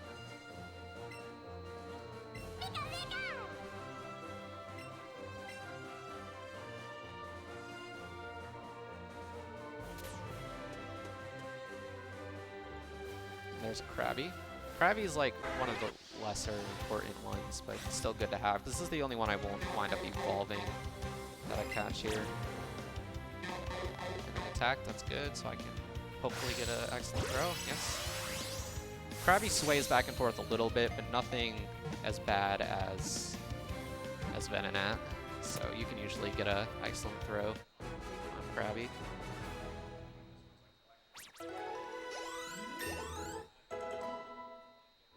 So all of these Pokemon in my party except for Rattata, I don't really need to level up anymore, so I'm going to take this opportunity to pull them all out. But before I do that, I'll use one of the Moonstones I have to evolve this Jigglypuff. Yeah, any of the Pokemon that you can evolve with an Evolution Stone, and it just so happens that you pick up a Moonstone, obviously it's going to be a free counter towards that goal. Yeah, and I did pick up an extra one, so if I get one of the Nidorans, I didn't get a Clefairy, that would be another thing you could evolve with a Moonstone. So I'll have to get one of the Nidorans, and I can evolve one of them with a Moonstone into the 3rd evolution.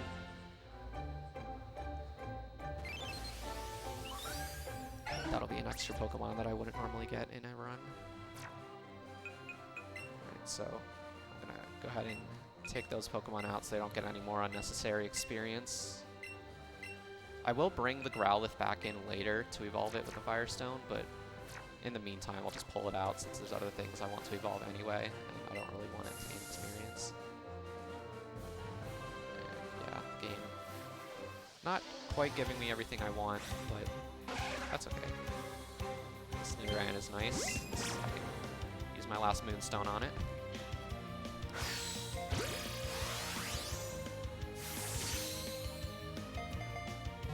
So ideally, I would like to get the male Nidoran and a Spearow still, but I won't wait too much longer for them. It's not absolutely essential for me to get them at this point. I have enough catches at this point in the run to continue if I need to. But I'll wait a little longer to see if they show up. Okay, there they both are, so perfect. That's good. That puts me in really good shape. Yeah, with there being 150 Pokemon in the game, of course. Well, minus a couple for version exclusives, but there are some backups that you can get along the way, of course. Yeah, the number of Pokemon you can get on one version, either Pikachu or EEVEE, without trading to the other is 135. So you can get most of them, but not all of them. But a lot of those as well, like, I'm never going to go to the areas where some of them spawn. So, like, the power plant has Magnemites and Voltorbs and such. And I'll never go to that area because it's not a required area to beat the game. It's just kind of a side thing. So there's maybe, like, closer to 100 or so Pokemon that I actually could potentially encounter. And then a lot of them are just really annoying to catch, or, like, either that or really rare spawns. So the catch routing is somewhat tight, but usually it works out that you can get 50 without really going out of your way or waiting too long in any one area. You have to get pretty unlucky. But it's more so a matter of knowing which things are better to catch than others. Okay, so that was an instance where it attacked immediately after jumping. That's not a super common thing to happen, but that's okay. Said I'm kind of ahead on catches at this point anyway, so my experience is decent as well. So we're not too worried.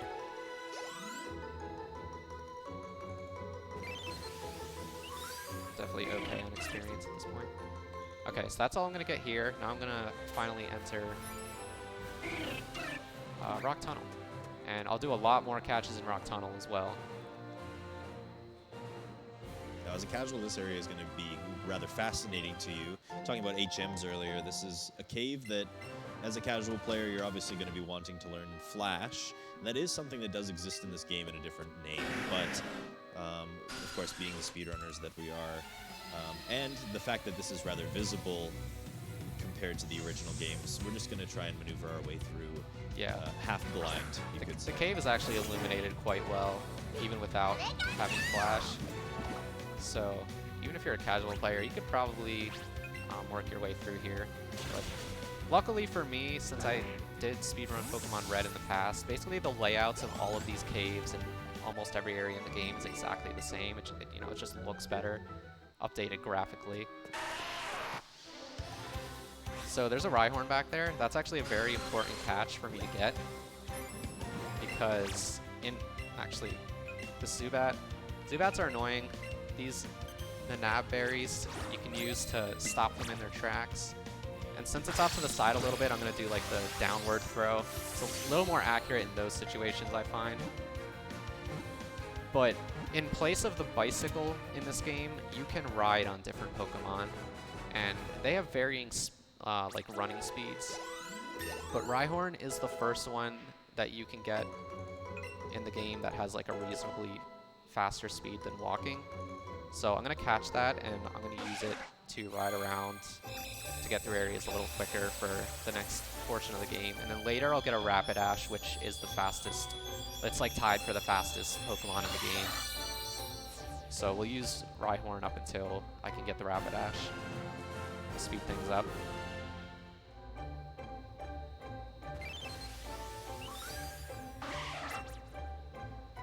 So yes, I think my party is full with this Zubat. So I'm also going to go ahead and go back into my menu,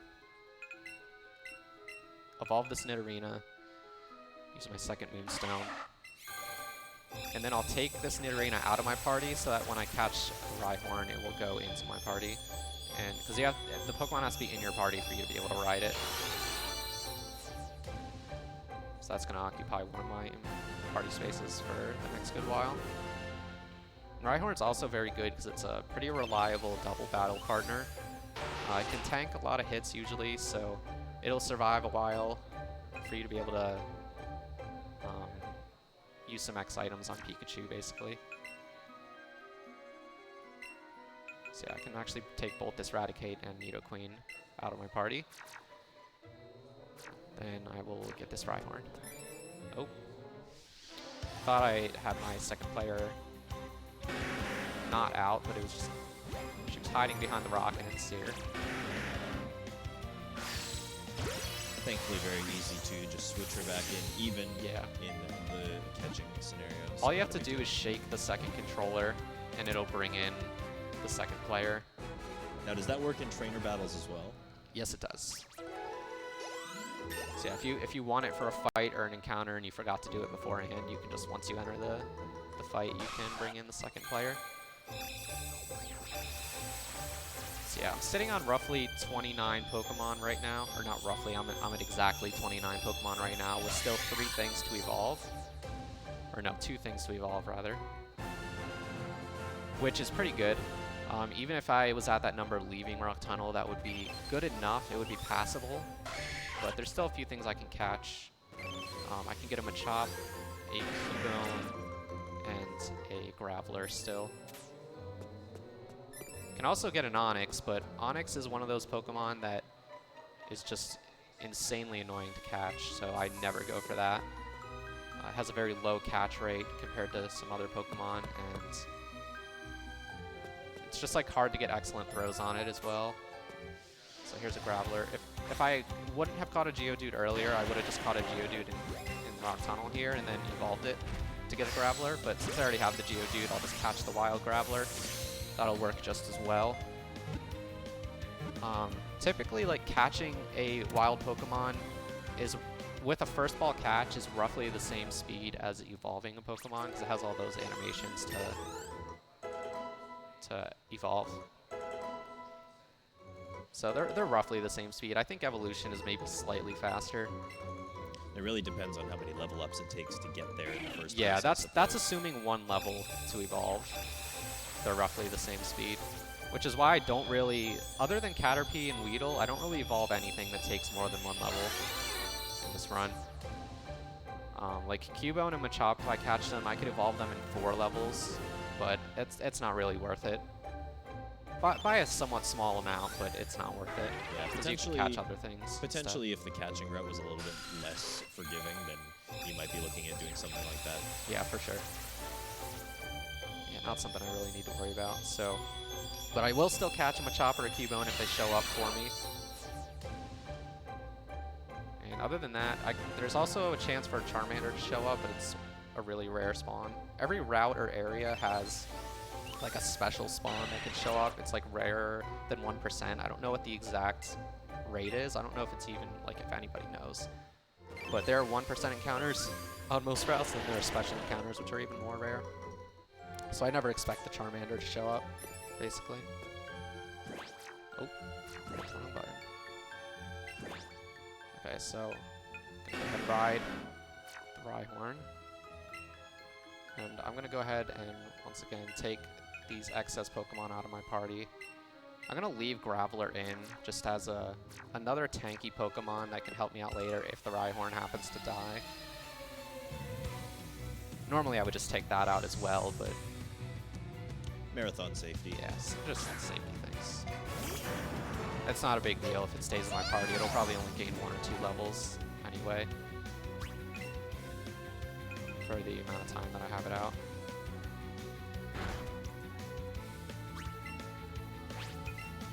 This Kangaskhan Oh, okay. Oh, that's right, because I have plus special attack, so that was able to one-shot. I think that's still a range to one-shot, even with plus special attack.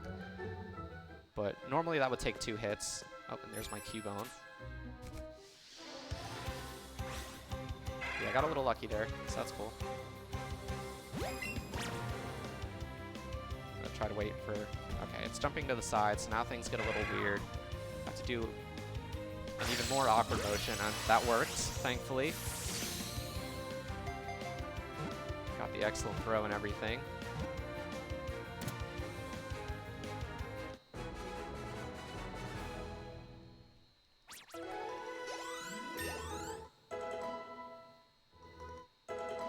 Oh, I should have taken the Nidorino out as well. I didn't notice that it was evolved. I'll probably do another dump where I take everything out at the end of Rock Tunnel. Assuming I get a Machop as well.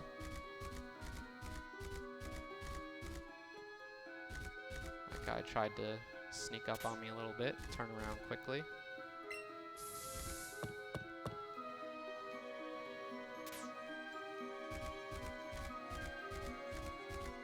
So a lot of these trainers, we call them spinners, generally.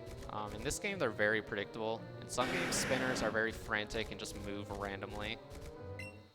But in this game, they're all very slow and predictable for the most part, thankfully. So the worst that can happen is you just gotta wait an extra second or two for them to turn so you can walk past them.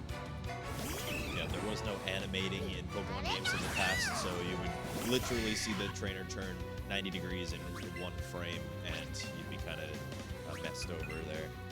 But this game, yeah, definitely kind of shuffle themselves over to the side. So not only can double battles be used to use the X items, but I can take advantage of this opportunity to heal Pikachu as well. So I'm going to go ahead and dig, because it's the only thing that will kill this Rhyhorn, and then I'll use this turn just to use a Super Potion with the Nidorino. Get my Pikachu back up to full health for the next fight.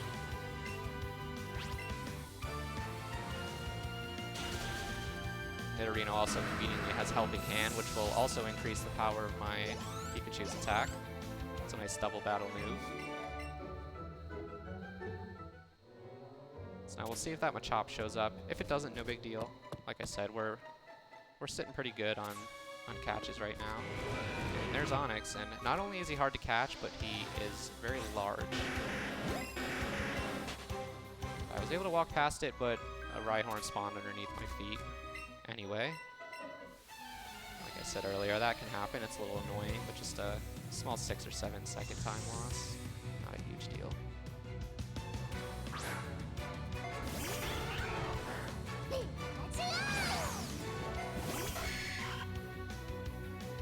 Once again, I'll just utilize this double battle to use an X attack. Speed this fight up a little bit, since I already have it out. It's another one that I would just do one player if I didn't have any more Pokemon to catch. But I'm just kind of keeping that second player out in case Machop shows up.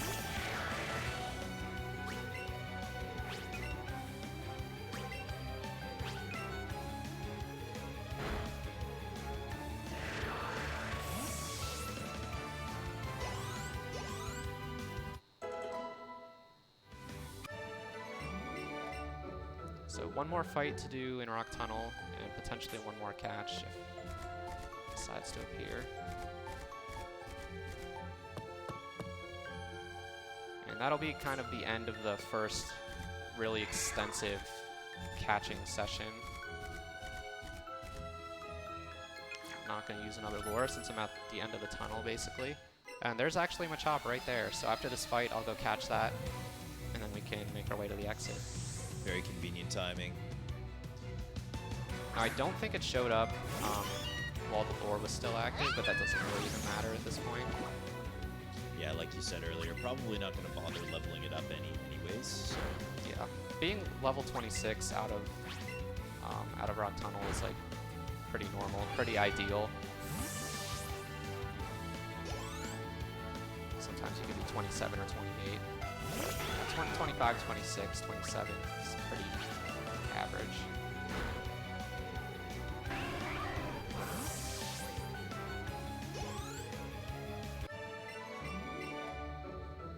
So I'll catch this Machop, bring the 2-player back in just for a second.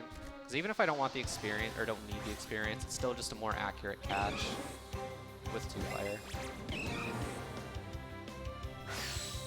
Okay, I got a little greedy there. I tried to like anticipate where the circle would be after that punch from the Machop and try to get an excellent throw, but I was just a little too late, unfortunately. Still got the catch, but just yeah, miss out on I got the catch, so that's the important part. But the excellent throw does actually increase the catch rate as well, so they're nice to get even if you don't want the experience. Still want to be accurate, but I was just trying to skip waiting for the circle to close back in a second time.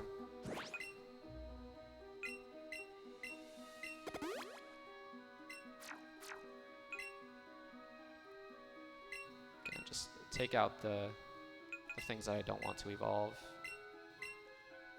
so they're not leveling up and wasting time. Yeah, that's the end of the first really extensive catching section. There's going to be another part of the run where I'm doing a lot of catching back to back. But for now, we got to take care of some story stuff, basically, with Team Rocket. Cubone here, trying to find his mama. Doesn't know where she went. And this is Pokemon Tower, where deceased Pokemon rest. Quite morbid for a Pokemon game, you might think. A little bit.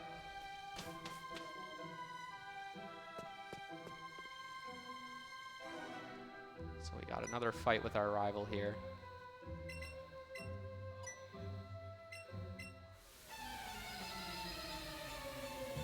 Both have the same ambitions, wind up running into each other quite often.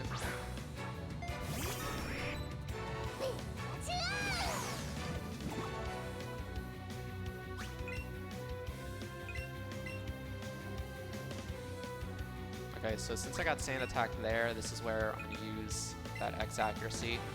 Sand Attack lowered my accuracy by 1 stage. The X accuracy raised it by 2 stages. So even if it Sand Attacked me a second time, that X accuracy would cancel out both of them. So another really good benefit of X items, raising your stats by 2 stages instead of 1. And stats can be raised by a maximum, raised or lowered by a maximum of 6. Yeah. So later on, we might be using as many as 3 X attacks or X items in order to boost our stats as much as possible. Put to sleep there. That's, oh, not the antidote. I actually put the Awakening back at the end of my list earlier because it's a less commonly used item. But I had to use it there. I'm actually going to dig here because it looks like I had a second Headbutt wouldn't kill. Hopefully the dig kills. Yeah, okay. In this case, I'm just going to dig again because he's probably going to heal. Yeah. I actually might heal as well. Definitely going to heal. Very close call. And this time I should be able to kill with the Headbutt, I think. Nice. Okay. Gloom giving me a little bit of a hard time there, but just a bit of a time waster, not a big deal. And the Jolteon should die to a dig. Worst it can do to me is that quick attack.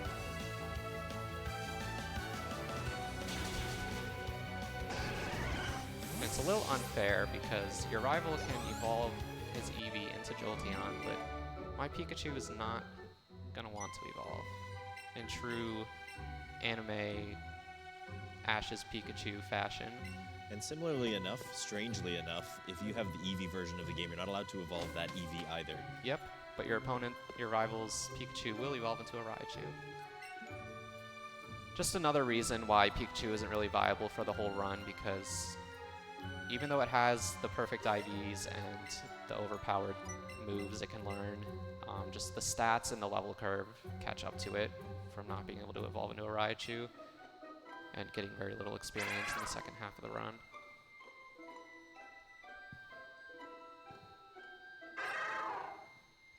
So Cubone's still looking for his mama. There's just a bunch of ghosts. Kind of giving up. Gonna go wander somewhere else and look for her. use an escape rope to get out of here rather than walking all the way back down. It's a little faster. Yeah, since there are just some ghosts in the way, we don't really know what to do there yet, so we're gonna have to leave and come back later. Here's Team Rocket again. We're not gonna fight them right now, but we're gonna witness them kind of kidnapping Cubone, tricking it into thinking that they'll take it to its mama, but they're just gonna try to bring him back to the boss man of Team Rocket. So we're gonna chase him down. Kind of overheard their plans. We're gonna go to the Rocket hideout and sell it on. So that's our next destination. So even though we're not battling the gyms along the way, which is a pretty natural thing to want to do, we are still essentially progressing the story as far as it's going to go. Yeah, these are all required story things you need to do to progress through the game. This Sippy Zap should kill. Good. And once again, I got the flinch there with Headbutt, so good, nice stuff. As you see, I still have Headbutt. I've had it since pretty much the beginning. Since all the way back in Mount Moon, and just since it's such a powerful move, it's still useful at this point in the run. So I'm cutting into this patch of grass because this item here is a Firestone. And I'll be able to use that to evolve my Growlithe whenever I get the chance, basically. I'm not going to take the time to menu specifically just to evolve the Growlithe. Just another time when I'm already moving Pokemon around in and out of my party, I'll just swap them in and do the evolution real quick. We'll get to that eventually. Don't need to do it right away. So, another underground tunnel here. We have to keep going underneath Saffron City because the guards will not let us through at this point in the run. We're very nearly at the event that would allow us to do that, but we do just have the kind of rocket hideout to take care of before that. Yeah, so that's where I'm going to go now. Team Rocket. Oh, there's an Arcanine. That's a pretty rare spawn. I could have just caught that instead of evolving my Growlithe, but it's a tougher Pokemon to catch, not really worth going for when I already have the Firestone anyway. That's kind of cool to see one. I think seeing like the really big evolved Pokemon like that in the wild is another fun thing about this game. Just like some of them are so massive and they're just chilling there in the grass.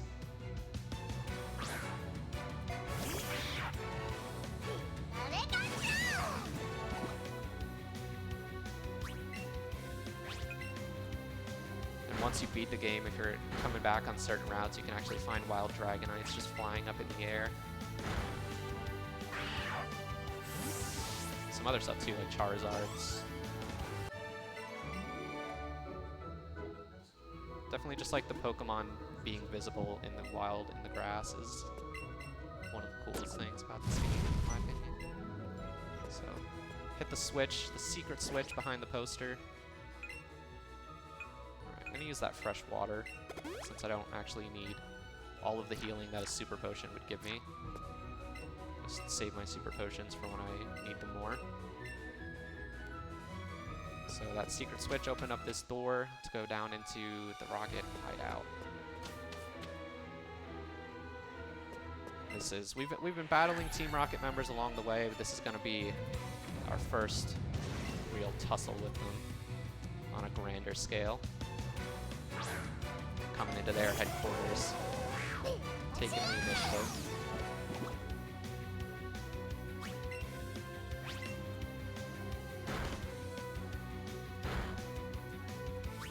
At the end of this hideout, there's actually some somewhat scary fights. They were much scarier when we were doing them as one player, but two-player allows them to be a lot safer. They're still a little risky, you can die, but a much lower chance. This is one of the places where two-player helped Pikachu version in particular a lot. Because when EEVEE gets to Celadon, it can actually learn yet another overpowered move. And I believe it's a psychic type move. So it's just like, it handles these poison types. Psychic is super effective against poison. And Team Rocket has a ton of poison types. So, picked up a backup revive there. I haven't used any revives yet. but it's always nice to have another just in case. I might wind up having to use 1 or 2 of them on the fights at the end of this hideout.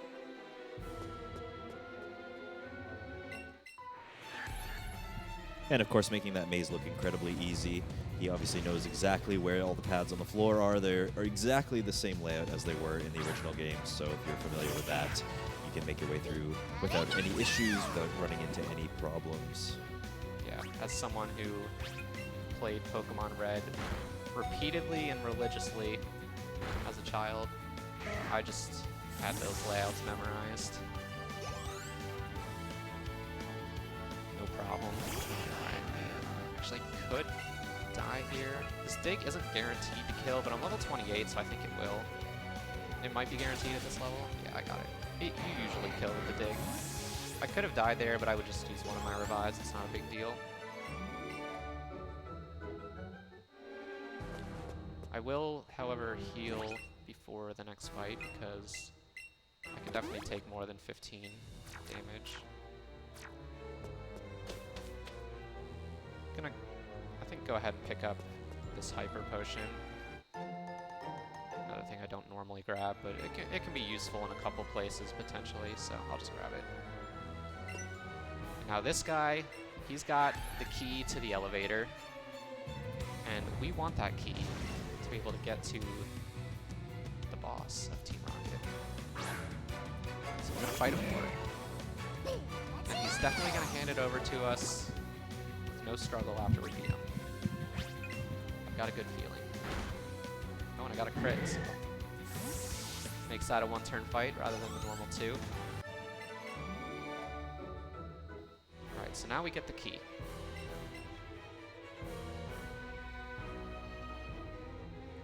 Or we'll just throw it up onto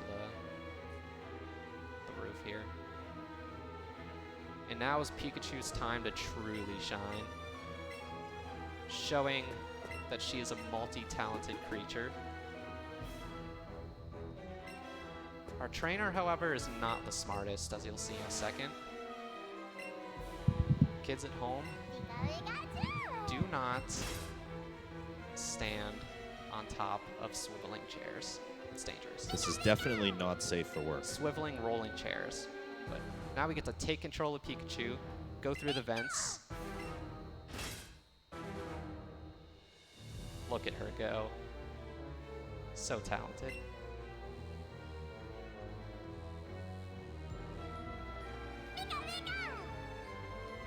And get the key.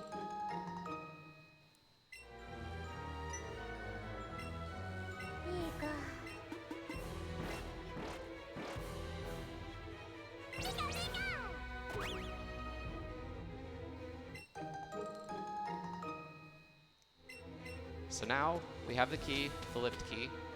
We can head back and on our way out of this first maze we went through, grab another rare candy for later. Now we can head back up to the other floor we were on and go through the next maze, which takes us to the elevator. And the elevator will take us to the last fights of the hideout. The serious fights. No more of these Team Rocket grunts. We're gonna fight the big boys and girls for the first time. But not the last time. Definitely not the last time.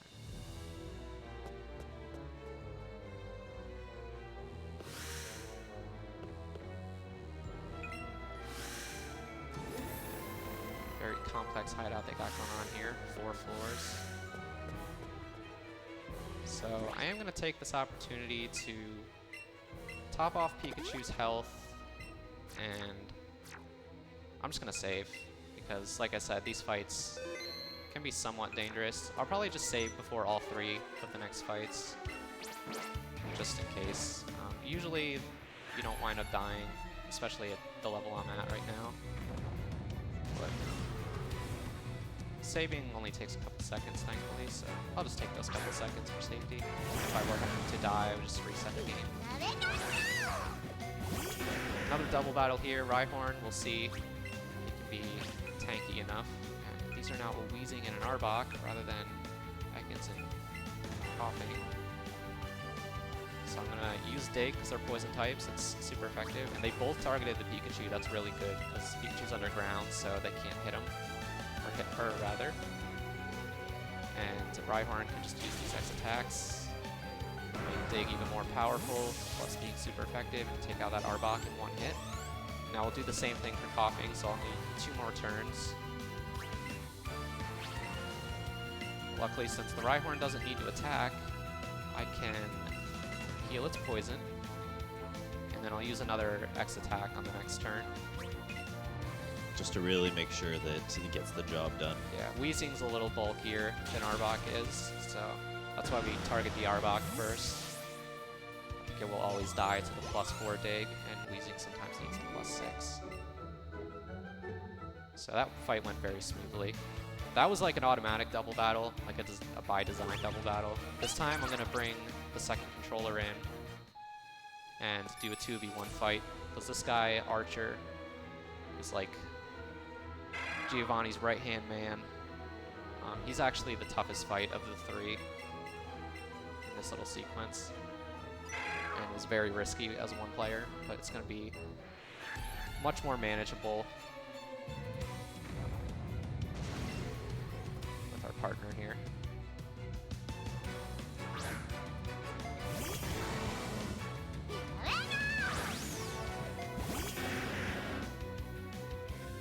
This time the Weezing, we're just gonna, since we don't have as many setup turns. Oh, I actually used the wrong item. Did get it paralyzed though, so that's going to be helpful. Sometimes the Joy-Cons, like menuing with Joy-Cons is not the greatest thing. They don't always take your inputs. I killed in 2 shots, so it should be fine. I think I have enough X attacks that it won't matter. I can always buy an extra one later if I really need to, but I think it should be fine. Yeah, normally I would prefer to do menuing stuff with a D-pad, but you don't really have a D-pad accessible to you since like the face buttons are used for like A and B and such. And I'm gonna, once again, I'll heal the Rhyhorn while I have this opportunity because this Golbat should die to a Thunderbolt.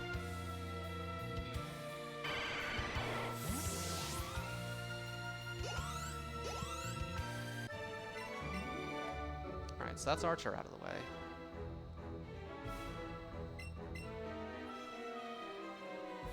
I'll also use a double battle against Giovanni.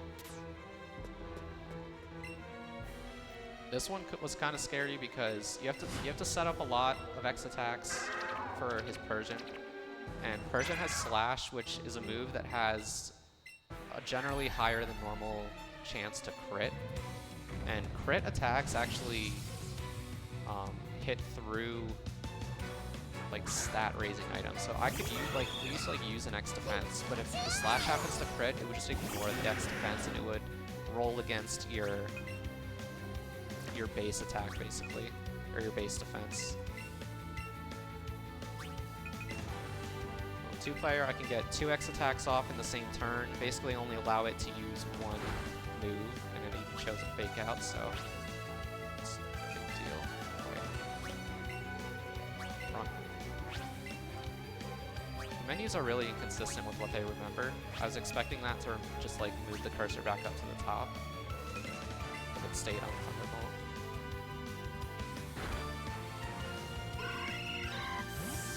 So that will die with +6 Zippy Zap. And then Rhyhorn, once again, I'm just going to dig.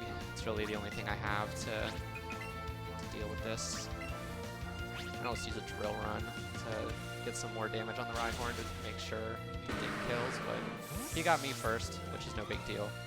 I can just put in the Grappler, which I don't really need. The dig should kill this Rhyhorn, but just in case it doesn't, I can just use Takedown. That should finish it off if need be. There we go.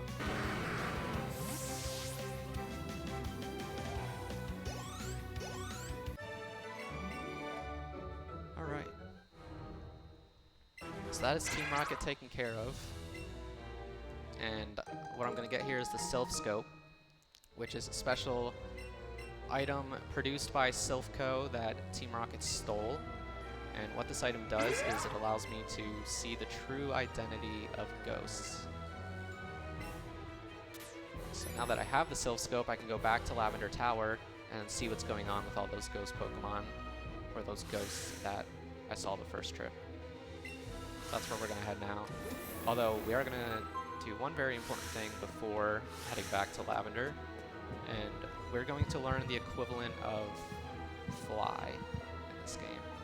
And this is probably the most hilarious of the secret techniques that Pikachu learns. And that'll be very obvious once I use it. Yeah, it is very kind of important to note that all of the HMs have been replaced by something that Pikachu does, and in this case, it is this kind of hilarious flying mechanic. Sky Dash, definitely different than Fly, which honestly it is very different than Fly. Pikachu's going to use this bike with balloons on it to carry us to our destination.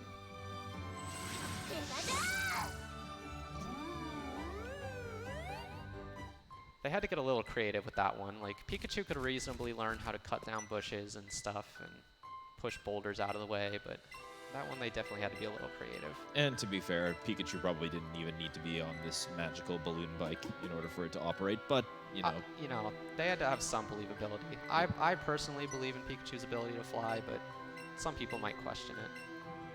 So I understand their decision. You know, the people who question it are clearly wrong, though. Well, yeah, but that's okay. You can't please everyone, you know. So now we'll head back up to where we were earlier. This time, the ghosts will appear, but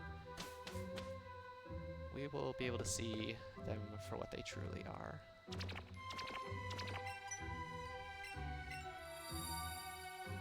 And they're just a bunch of Ghastlies and Haunters. So now we can continue further into the tower. Still trying to track down Cubone's mama. Gonna just pass through, avoiding that spinner.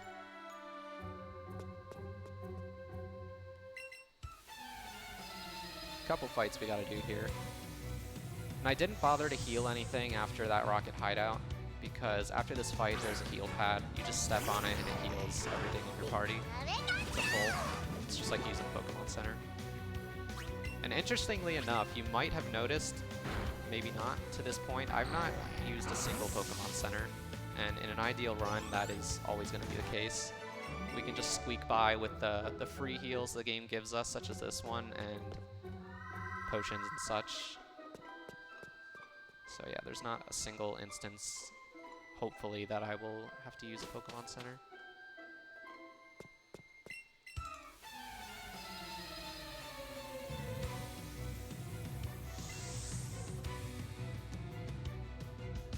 Now we're almost to the top floor of the tower. Just gotta get past this trainer here. And I haven't seen, there can be wild Ghastlies that spawn. I haven't seen one yet. If I do see one, I'll catch it. They're another one that's kind of annoying to catch, but if you just use them in Mad Berry, then it's totally fine. They usually cooperate after that. Gonna pick up some Ultra Balls here. Make some of the later catches a little easier. And now another cutscene that I'm gonna skip, but part of it you can't skip, so you'll sort of get to see. Got a big ghost. Very spooky.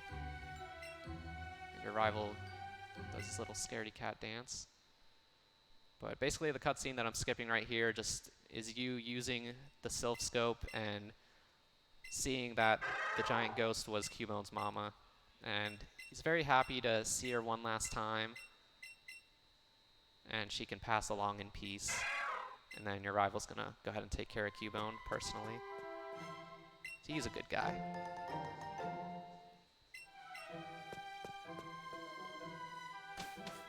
Now we're on the top floor of the tower. But once again, Jesse and James are get in our way. Even though we just kind of beat them up like a few minutes ago, they didn't learn their lesson. So we got to go for round 2.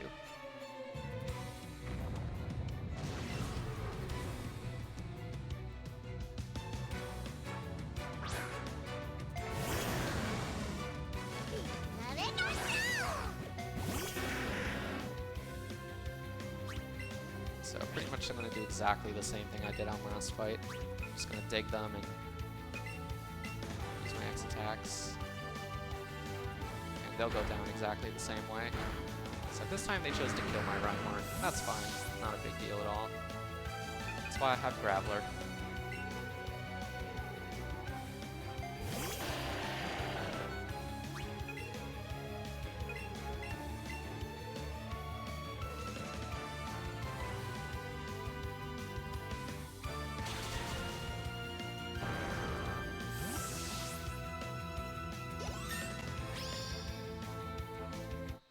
Pikachu now level 30. This is pretty typical.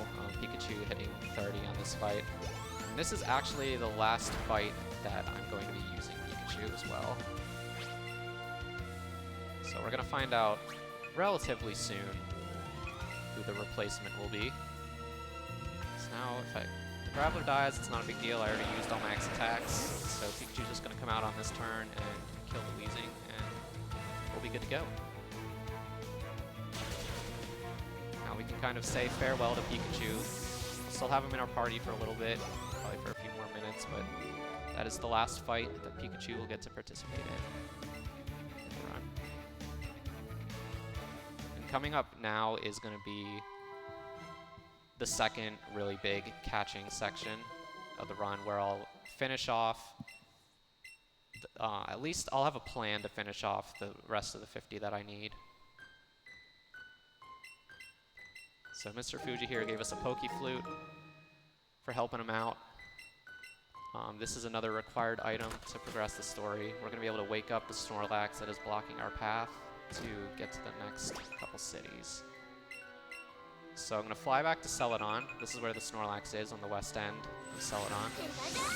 But before I go over to Snorlax, I'm going to do a couple things, very important things. Firstly, I'm going to enter this Pokemon Center. I'm still not going to use it to heal Pokemon, but I'm going to talk to this lady here.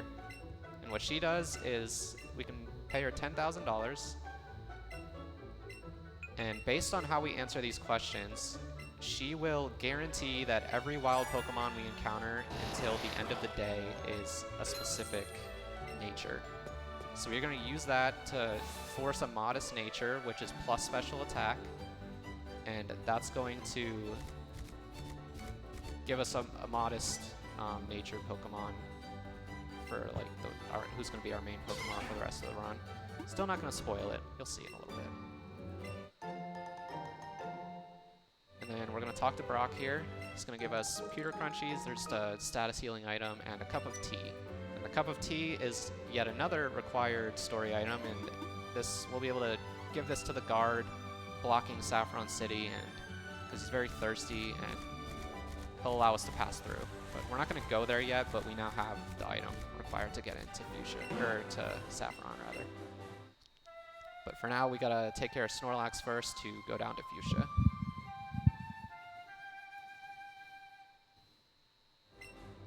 And in typical Snorlax fashion, he's going to get very upset with you.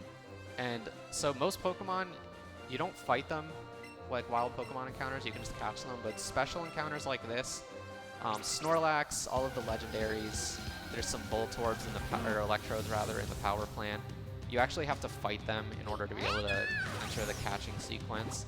But Snorlax is very beefy, hard to kill with a level 30 Pikachu, and also not likely to get in the ball very quickly anyway, so we're just going to run away. We're not going to bother to try to catch Snorlax. It would be very time consuming. But this route here is going to be a very important one. We really want to get a Ponyta and a Doduo. They're pretty important catches for the rest of the run. Neither of them will be my main, but I will use them for various things. So I'm going to do another thing. I'm going to run up against this fence to skip this trainer. Their vision just cuts off right before the end of the fence. And That would be a pretty tough fight as well, I believe. I don't remember what they have specifically, but I know they're like relatively higher level compared to the things we've been fighting. Of course, as the run goes on and on, you kind of have to be very careful about which fights you're choosing and which fights you're avoiding, because we are doing our best to try and, you know, stay as out of the encounters as much as possible, but that also means that the levels are getting ahead of us rather fast. That was the time I got a little greedy and it paid off. So I got a Ponyta, that's very good. That's one of, like I said, one of the 2 very important catches I want to get on this route. And this, I'm gonna immediately evolve this Ponyta and use it as my ride Pokemon for the rest of the run. I'm probably gonna wait until I catch one more Pokemon to do so though. I'll just use the Rhyhorn for now. Like I said, a Doduo being the other kind of important thing that I want to catch. And then I can also get, let's see. Well, I already got a Psyduck. Here would be where I could get a higher level Psyduck, so I'm not going to bother to do that. I could also find an EEVEE potentially, but those are pretty rare. So really, I just want the Doduo on this route. And I'll be happy to leave. But I am going to wait for the Doduo. This is the one of the few things I will actually wait around for. Hopefully it does not take too long to spawn. There he is. Oh, yep, there we go. So Doduo I need to use for one fight later. Actually, 2 fights. 2 fights for 2 different purposes.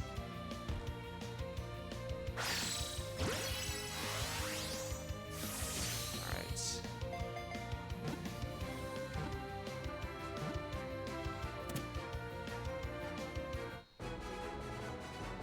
So I'm not really going to wait around for anything else on this route.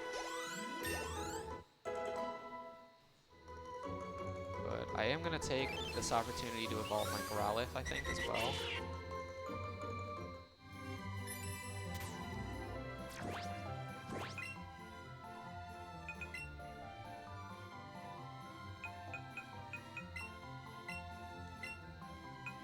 Take out Graveler, take out Pikachu, take out Rhyhorn.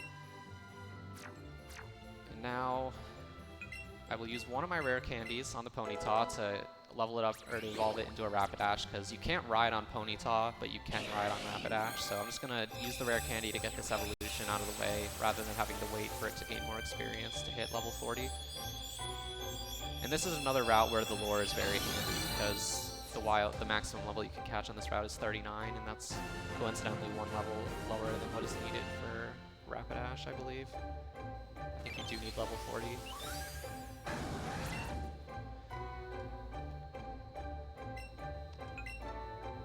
So yeah, Rapidash will basically just be used as a ride Pokemon, much like, or not really like Rhyhorn, because Rhyhorn was useful in some double battles, but Rapidash will be used in 1 double battle near the end of the run.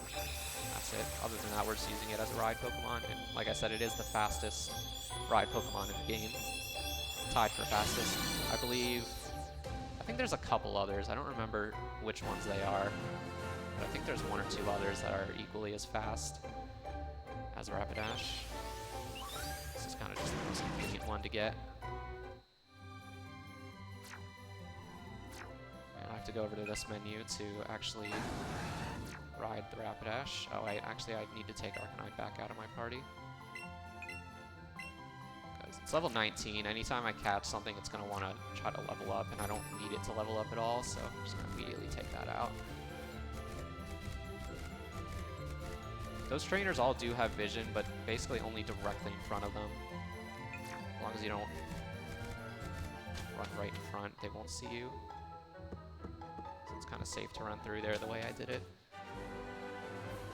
And now we're in Fuchsia City. We're not going to fight the gym yet. Like I said, this will be basically the last of that stretch of 4 gyms that we do. Yeah, this is the one that we're building those 50 Pokemon towards. And here's that cutscene I was talking about earlier, where Pikachu's just going to run around and play with everyone. You just got to sit here and wait.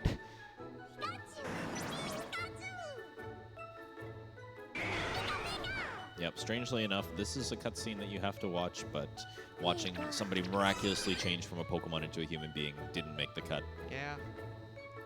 I mean, maybe the cuteness factor on this one was just too high. They couldn't let you skip it. I bet that was definitely the conversation in Nintendo Game Freak headquarters when they were designing the game. Yeah. What is the cutest cutscene we have? All right, that's the one we keep. That's the one we do. So over here, then you learn yet another secret technique.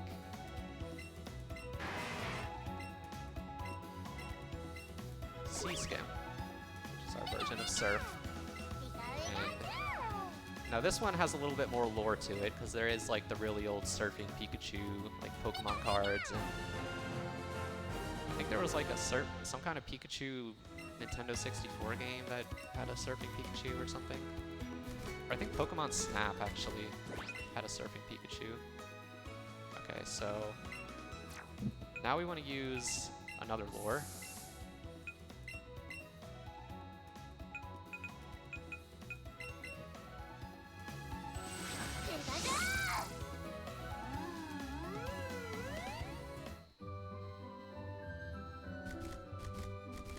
We're going to catch more Pokemon on this water route. And this is actually where we will catch our main for the remainder of the game. But there are 3 things I want to get here. A Tentacool, which is not what we're going to be using.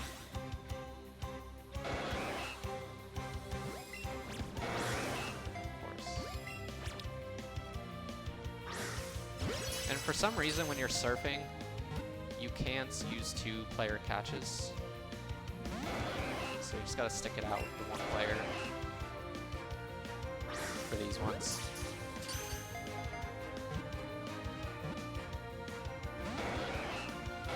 This Tentacle's being a little stubborn. Oh. See, that sometimes happens if you just get a weird motion. Okay, now it's really...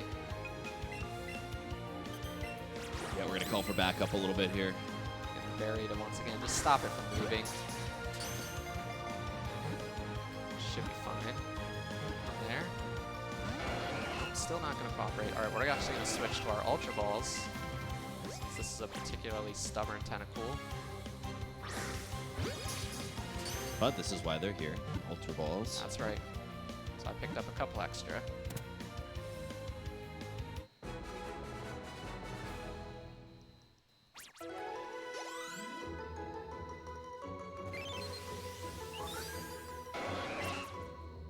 So 2 more things I want to catch on this route. And also an item I want to pick up. Right here. This is a Waterstone. Be able to evolve a Pokemon that I'm about to get shortly. Hopefully it shows up quickly. It's another one I have to wait on.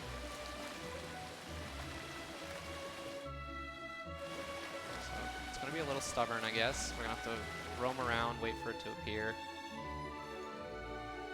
2 things I'm looking for are a Magikarp and a Staryu. And the Staryu is going to be what we'll use for the remainder of the run. While the Starmie will immediately evolve it into a Starmie. There's the Magikarp. But Starmie, you can see in the top corner, yeah, the sideways motion controls are finicky for sure. So I gotta just throw until it works.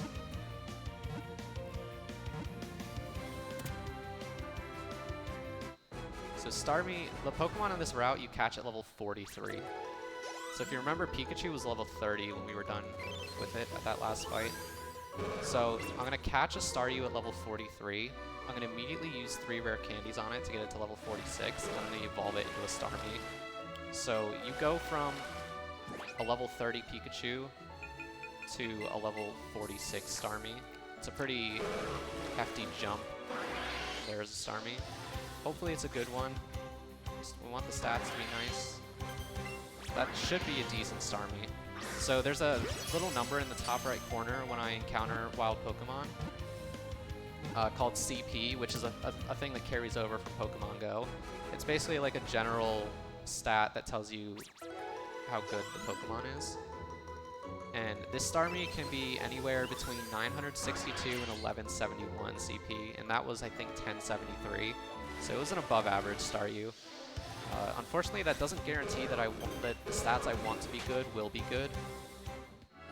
But it gives you a general idea anyways. Yeah, so like a 1073 Staryu should definitely be at least decent.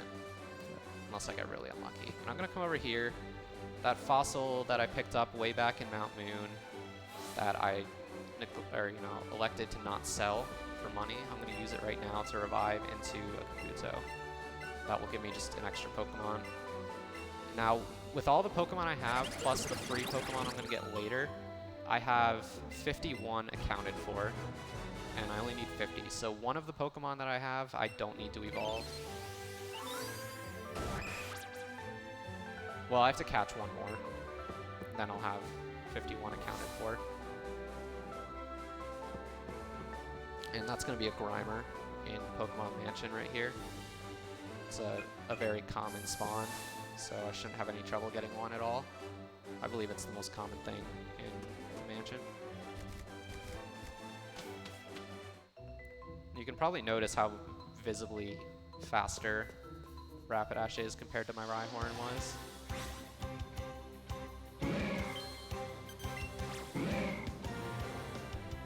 So yeah, this will be the last thing I have to catch for the rest of the run. The rest of my 50 will come from evolutions and a couple Pokemon that will just be gifted to me in a little bit.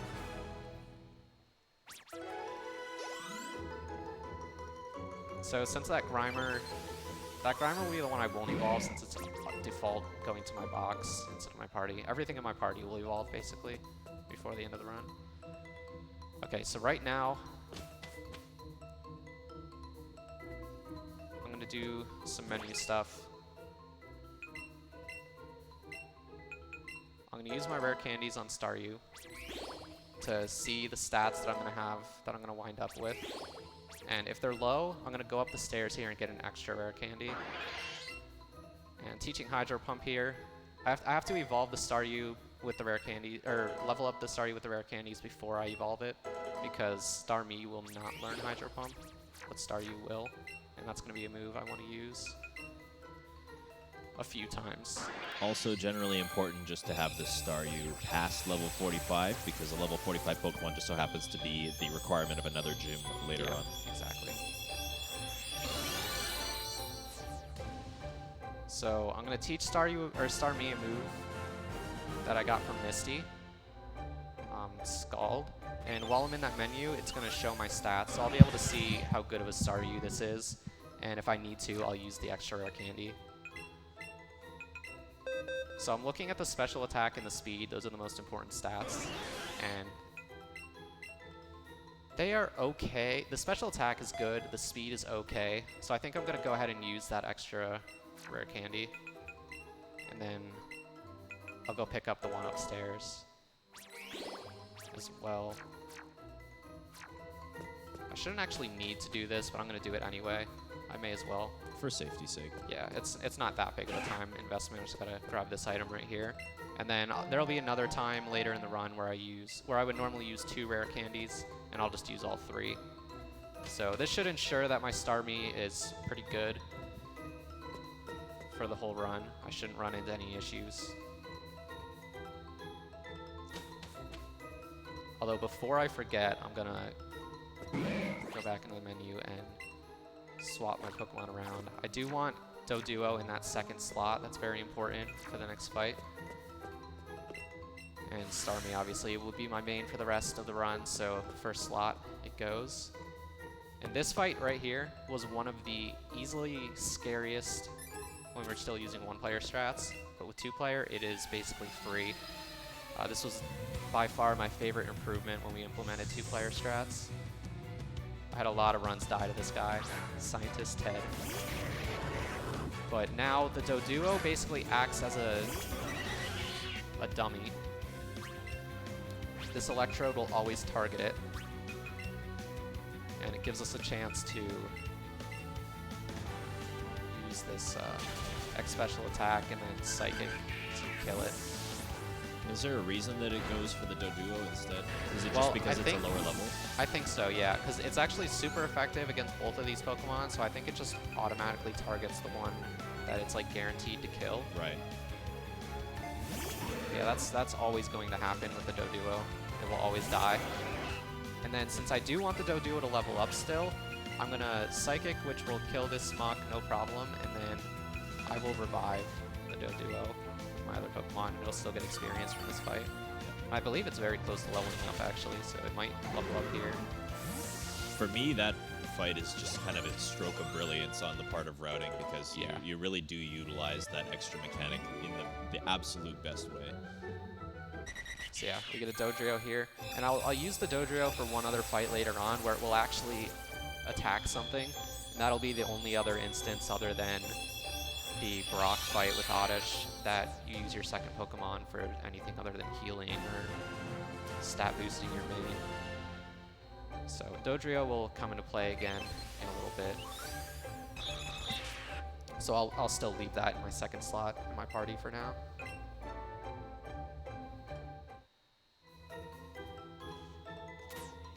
We can get rid of the 2-player. Go around this Grimer. They like to get in your way. Block that little corridor.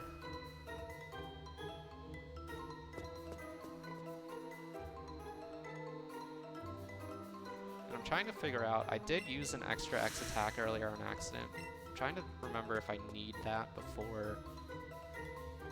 I think I do need that for the fight I'm going to use Dodrio in. So I'm going to go into the store after I get out of here and buy an extra X attack. Just a mistake on my part.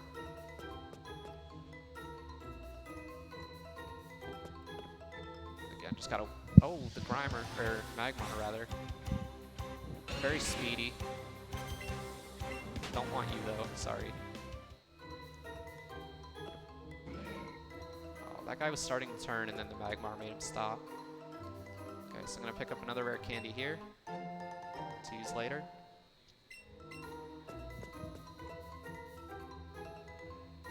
Grab a Max Elixir here. Restores the PP of all your moves. Obviously going to be coming in extreme handy in a particular series of fights towards the end.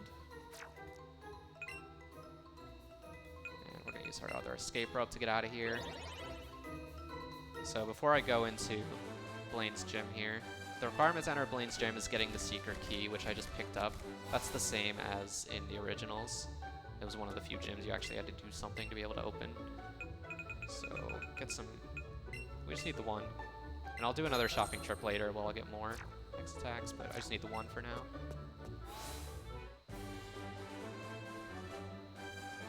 I might have been able to do the entire shopping trip there, but I wasn't sure if the money would work out, so I'm just going to save that for the normal spot.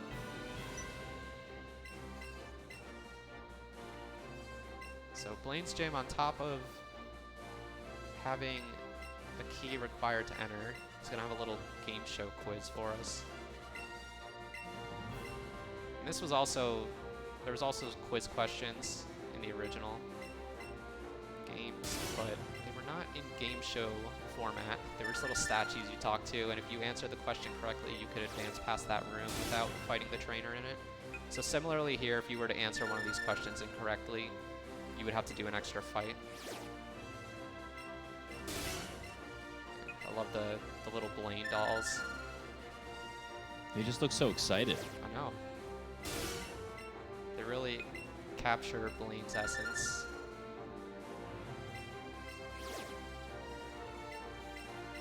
The last question here, you can choose any of the answers and they'll be correct. They are all just different ways of describing Blaine. So, he's very dramatic. He's a showman.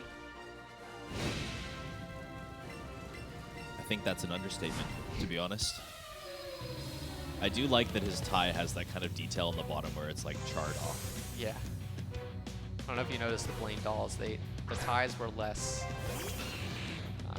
colorful. So I believe here with using the extra rare candy, I got some extra speed that will ensure that I'm faster than everything. I'm going to heal this Confuse Ray. Shaler Sable will take care of that.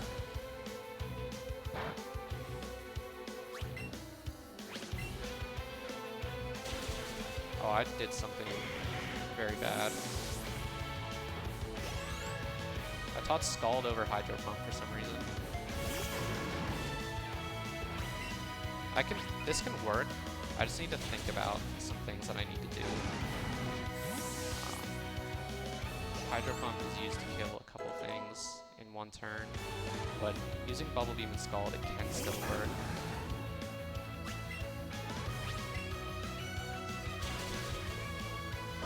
There are routes that utilize these two moves instead. Just not ones that I've done in quite a while. We should be fine though. Worst case scenario, I'll just have to experiment with a couple fights and maybe try them a couple times. I might take a death here or there. It shouldn't be too big a deal.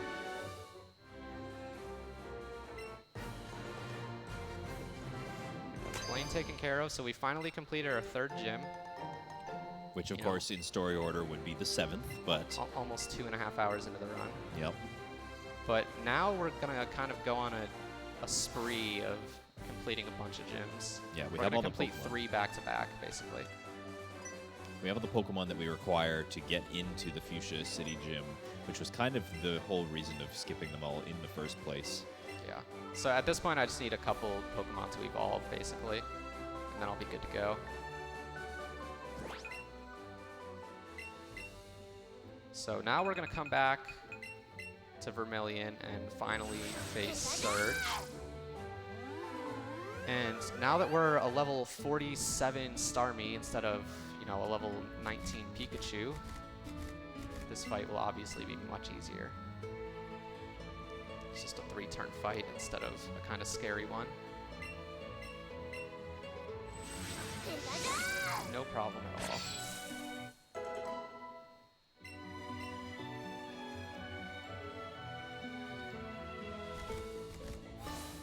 The requirement to enter this gym was just having Chop Down to get past the bush, so nothing further I need to do there. And in the original games, you have to search these trash cans to find the keys to open up the electrical gate. In the original games, they were they weren't entirely random, but they were somewhat random.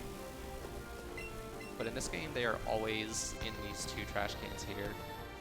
Thankfully, it's much less annoying. You can just do the same thing every time. Yeah, you know, I really do think that Let's Go is a very approachable speed game as far as Pokemon games are concerned, and it's just all of these little things adding up. The fact that, you know, the capture mechanics are a lot more prevalent kind of makes it more approachable, and the fact that Pokemon spawns are not random, and then you have some things like this where the RNG elements are almost essentially completely removed. And it leaves it to the actual fights themselves to kind of determine the RNG in certain situations. Yeah, definitely a lot of good quality of life stuff. But they also did very weird things with the menus. A lot of places, like normally in Pokemon games, you can just kind of press B to say no in a lot of menus. And for instance, when you're learning, when the game asks you if you want to learn a new move upon level up, you have to actually scroll down to no and press A rather than just pressing B. So like a lot of weird stuff they did that were not problems in past games, so I don't know what their line of thinking was, but they made a lot of things better and some things worse. Yeah, Bubble Beam can easily take care of that gym at this level, and we'll have yet another evolution here. So now we're just waiting on Magikarp and Kabuto to evolve, and then I'll get a free Lapras and a free Porygon in a little bit, and those will round out my 50 Pokemon that I need. So we're getting very close. And then from there, the run becomes more like a traditional Pokemon run. Really from here on out. Just gotta take care of all the necessary fights and beat the Elite Four. And we did get Thunderbolt here as well, which we are gonna immediately use. So, like, Starmie's good for a few reasons. One being it just has generally good stats. The second being it has good typing, and the third being it has a very diverse moveset that it can learn. So, you know, water type moves, a psychic move, and a thunder move, electric move. That's pretty good coverage.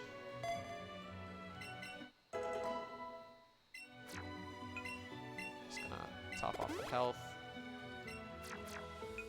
And we'll go do yet another gym in Celadon, which we also skipped over earlier.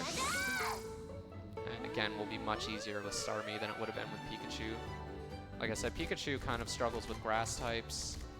We could have like used Dig and done some stuff, but Psychic just one-shots everything in this gym. So it's much easier to do it now, easier and faster.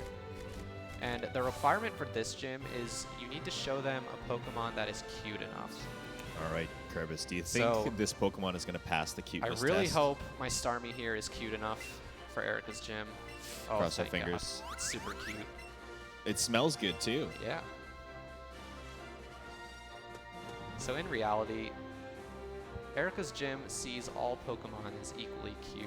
You can show her anything, and they'll let you in. Are you telling me that my muck is good enough for this gym? Your muck is adorable. Oh, man.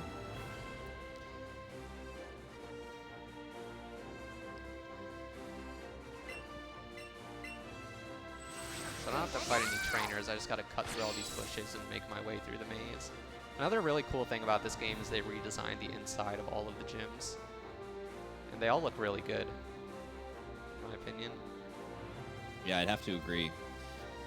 Some of them are mostly just aesthetic, like I can think of like the Brock gym and the Misty gym being very similar in the actual initial design, but this one does kind of take you on a bit more of a journey. Yeah, I think my favorite one visually is the Saffron City gym. Certainly. Will actually be the next one we do, but we do have to do a bit of other story stuff before that gym. Yeah, if you guys recall, the Sylph Co. Element of the storyline in Pokemon Red, and having that building being kind of commandeered by Team Rocket. So that is still part of the story and is still in our way before we're able to finish the rest of the game. But essentially the last remaining core story element before beating the gyms and moving onwards. Exactly.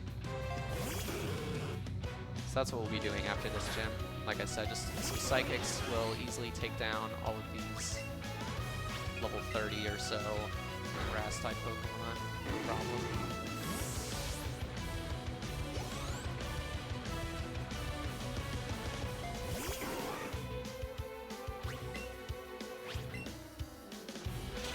So we go over an hour without fighting a single gym, and then kind of take out 3 in 10 minutes or so, 10 or 15 minutes. And there, I believe that was both of my evolutions that I needed, if I saw that correctly. Which is actually pretty early. That Grimer I caught had a really high multiplier. I got a little lucky with it. I think it was like a 13 point something multiplier, 14 point something. So it gave me a lot of experience on those Pokemon I already have in my party. So they're all like leveling up earlier than they normally would. Normally I'd have 2 or 3 evolutions that I would need to take care of still in Silph-Co, but I now have none after these 2. So like I said, we're gonna get a free, after we take out Team Rocket Silph-Co, we'll get a Lapras for free from an NPC, and then a Porygon for free from another NPC. And those will be our 49th and 50th Pokemon that we need. Which will conveniently just be in time for the Fuchsia City gym, which is the gym that requires 50 to enter.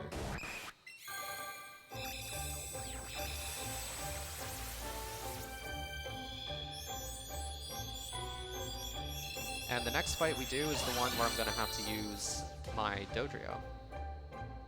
So again, the only other instance where I use a second Pokemon to actually attack, or it's actually necessary for me to do so.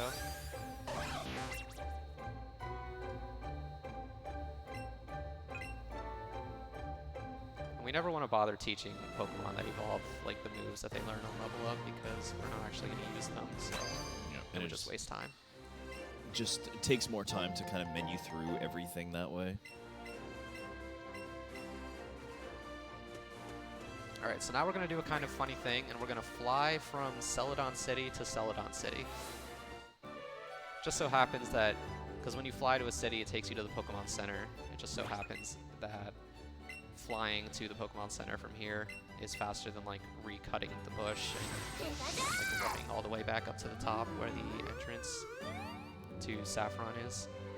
Because this puts us right at the entrance of the city, so just faster to fly there. That was a wild Porygon. That's also really rare. So on that same patch of grass, I saw an Arcanine and a wild Porygon. That's kind of funny. Those are two things that you almost never see. But since I'm going to get a Porygon for free, there was really no point in catching it. The one you get for free is faster than a catch anyway. But that's only the second time I've seen a wild Porygon, I think. I believe that's the only patch of grass that they can show up in.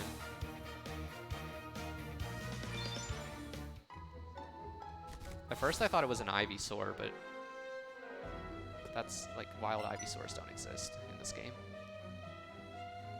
As far as I know, anyway.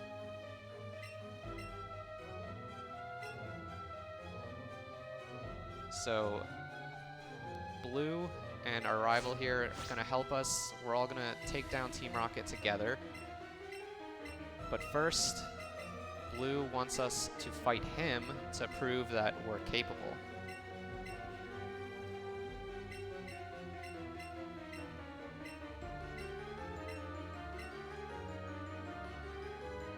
So we're going to double battle this one so that our Dodrio can help out.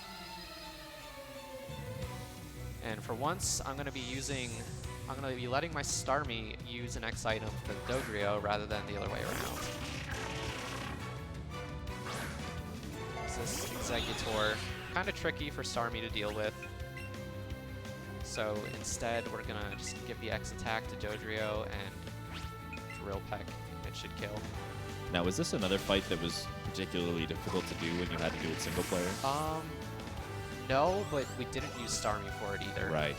Like, we would either just use a Dodrio, or there were some strats to use an Aerodactyl. But we don't really revive fossils on a normal run anyway. Like, I didn't even get the fossil to revive the Aerodactyl in this run either. But yeah, there was a route that used Aerodactyl for this fight and a couple other things, and also as a ride Pokemon. But yeah, the two-player strat is pretty good for that fight. Alright, so I only took a very small amount of damage on Starmie, so I'm not going to bother to heal for this next fight, but I am going to save. This is a fight that normally doesn't do anything too crazy, but I've seen it get pretty wild, honestly. I was doing a race one day, and like, I wasn't recording the race, and I don't think if I told anyone like what exactly happened on this fight, they would believe me. It was pretty ridiculous. So we're just gonna save there, just in case it decides to do something crazy. But hopefully it goes smoothly. The strat is basically just to spam Psychic, and it's all in the hands of the opponent. So this is a double battle alongside your rivals, so you don't have control over that Cubone. What I want here is the Electro to self-destruct and the Muk to not protect. So the Muk protected and the Electro self-destructed. I got half of what I wanted. Honestly, probably one of the more common things to happen is exactly what just happened here. Yeah, I'd say that's probably the most common scenario. The real annoying thing is when the Electro Thunderbolts Starmie. But if Muk didn't protect there, I would have been able to kill it with Psychic and take out 2 Pokemon in 1 turn from the self-destruct. Yeah, basically it just causes us another turn. Yeah, that makes for a fast fight. But now I just basically want to hope for the Weezing to not protect. I might heal, because this Raticate has a move that has priority. I think Sucker Punch. I probably should have used the Hyper Potion there. If I get hit again by both of them, I'll use the Hyper Potion. I don't think I should die. So Sucker Punch failed because it didn't go first because I used the item, and items always take priority over moves. But yeah, that Sucker Punch I think maybe could have killed me if I didn't heal there. I don't remember exactly what my health was, but... Okay, so now in this scenario, I'm gonna Psychic the Golbat and hope that the Cubone does another Bone Club and takes out Raticate this turn. Otherwise, it would probably be a smart idea to kill the Raticate first, but I have faith in Cubone here. It's going to help me out.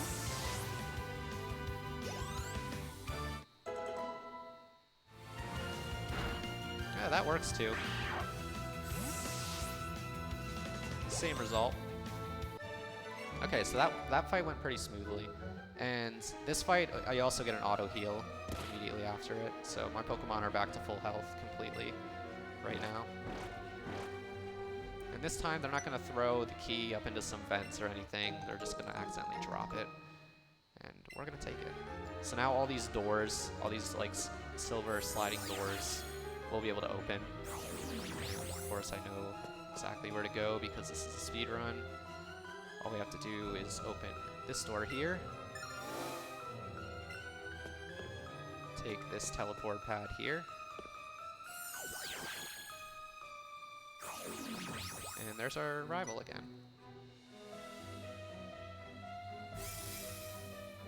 Now in red, blue, and yellow, you would actually fight your rival here. But instead, actually I'm not 100% sure if that's true of yellow.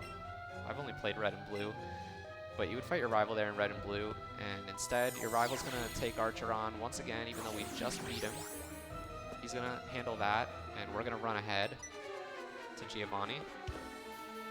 But Jesse and James, one last time, are going to try to stop us first.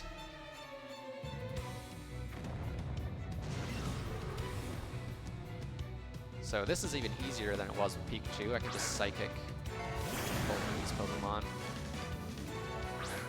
And it's no problem at all.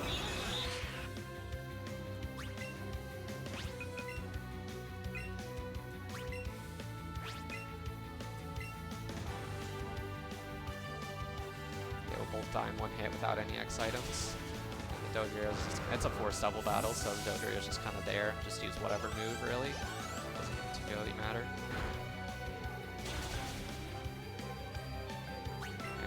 Nice thing is, once again, the Dodrio usually gets targeted there. So don't, in this case, don't gotta worry about healing Starmie before the next gym, potentially, depending on what Giovanni does.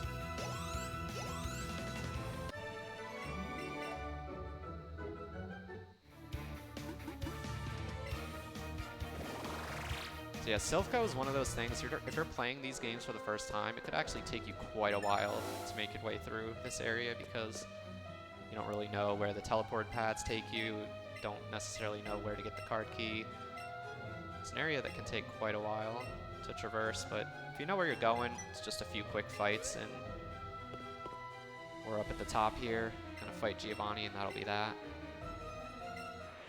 Yeah, really showcasing that the skill associated with these Pokemon games really does come down to kind of the routing and the knowledge and the memorization of where it is that you need to go and what strategies need to be taken at what particular times.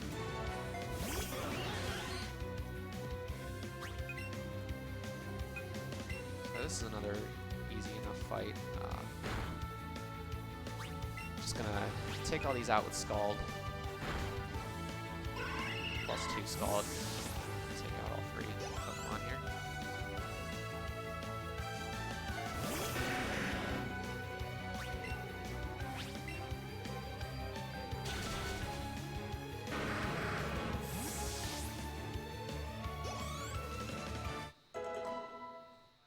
And after this fight, I'm going to collect those 2 Pokemon that I mentioned earlier. That'll get me to 50.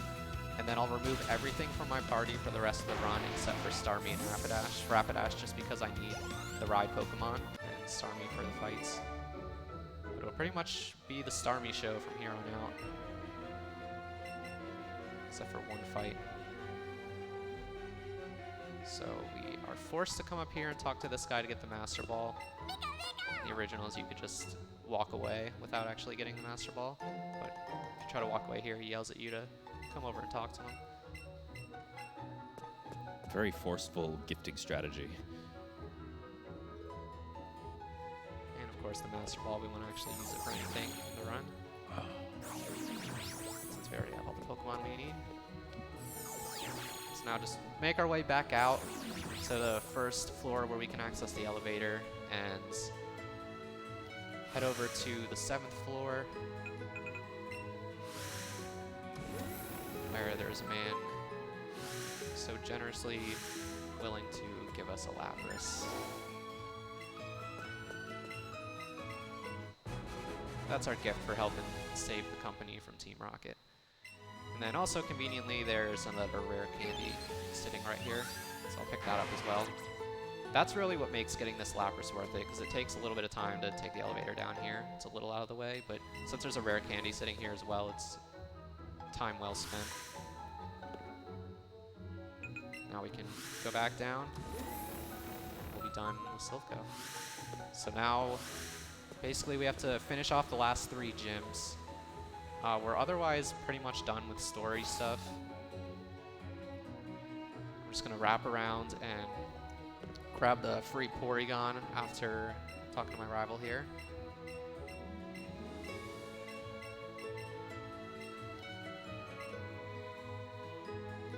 And that'll be Pokemon number 50, if I counted right.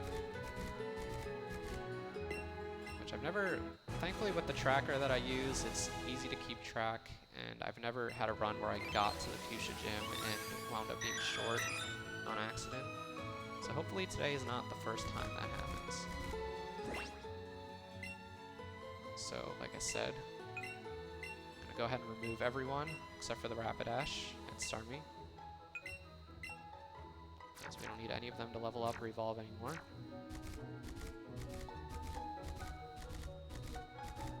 And do my final shopping trip of the run.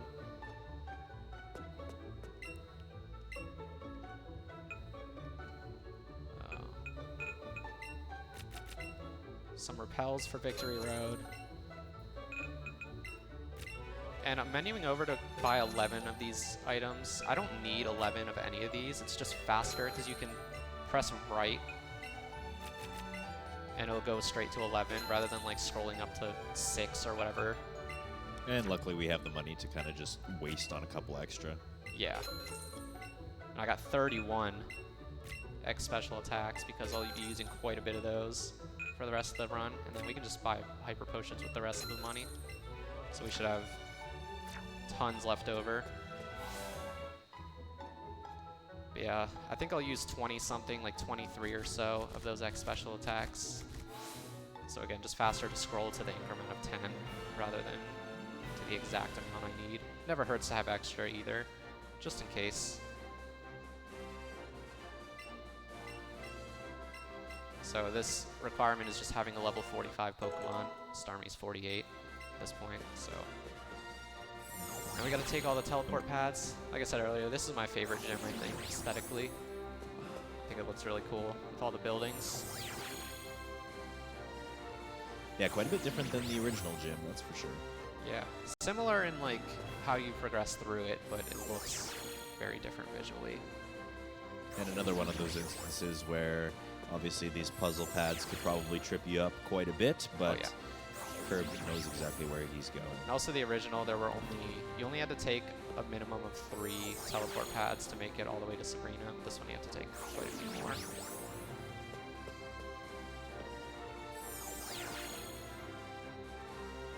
But we're almost there. 2 more to go.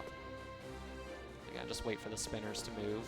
They'll never move immediately after they already moved, so it's fine. And now we're here.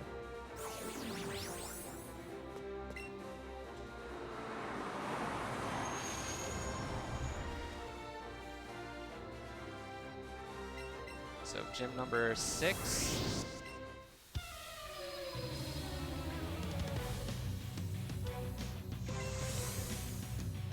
The only really interesting thing going on in this fight is Mr. Mime is probably going to use Light Screen, and if it does, I have to like stall for a turn basically.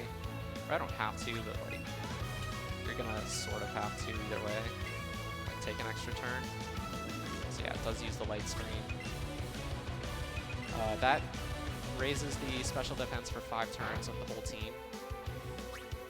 So I'm just going to take a turn to use it in speed. And 2 Scalds to kill the Mr. Mime, and then once I use the second stall, the light screen will have worn off, and then I can one-shot the rest of the Pokemon.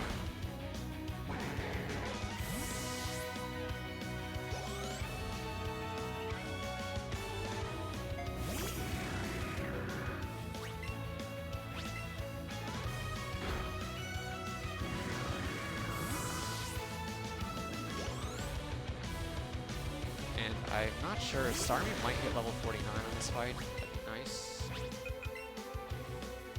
If not, I'll just use my rare candies after the next fight. Yeah, we might barely not get it.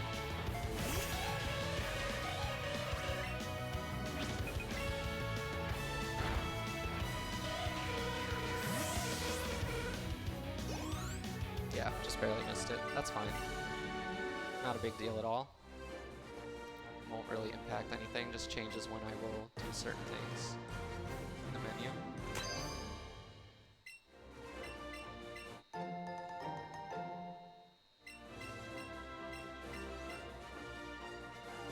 Alright, so 2 gyms to go. The next one is probably the most annoying to me. Just because it's a poison type gym, they try to do stuff like poison you and use protect and stall just to deal a lot of damage. It can be pretty frustrating. Okay, so gonna swap my hyper potions up to the top, again because it's a common item I'm gonna be using. And I'm also gonna move my special attacks to the end of the menu, because again that's another item I'm gonna be using a lot, and you can press left to get immediately to the last item in your menu. So I can access it in one input basically.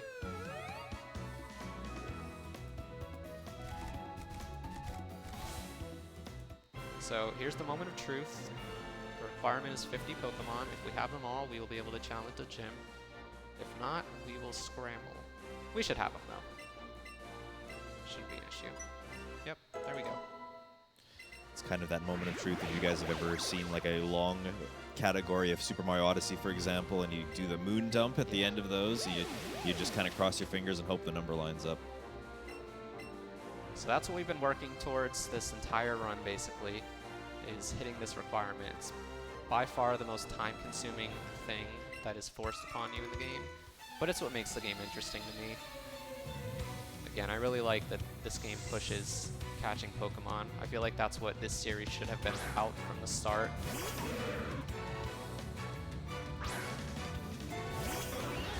So these fights are both really annoying. We'll see what happens though. It's never anything that's gonna like ruin your run or like cause me to not be able to finish. It's just gonna waste a lot of time potentially. So at least the Muck didn't protect there. There's level 49. So after this fight, I'll use my remaining rare candies, and I'll be quite a high level. And is there a reason? Is there a reason that we don't use them immediately? Yeah, it's pretty much just like realizing when you'll get the most out of it. Because obviously, like the higher level you are, the longer it takes to level up. But a rare candy will always increase your level by 1 immediately. So using them at a higher level is just more value, essentially. And this just happens to be a good spot to use them to generally get good stats for Koga here. Right, I need the antidote. And the rare candies. So normally I'd only be level 50 fighting Koga, so I should be 52, and that will put me in a really good spot, I think. Alright, so special attack and speed, they're 143 and 134. Those are both very good, because I'm 2 levels over what I normally am. Normally they're like in the 120s on an average run, both of them. Yeah, I got a decent Starmie and decided to use a couple extra rare candies, so we're sitting pretty good right now. The only concern is the fact that I don't have Hydro Pump, but it shouldn't be that big of a deal. There's only, I think, like 4 fights or something, 3 or 4 fights where I use Hydro Pump, and there's only, I think, 1 where it's like super necessary or useful. But I have a plan for that one, so it's fine.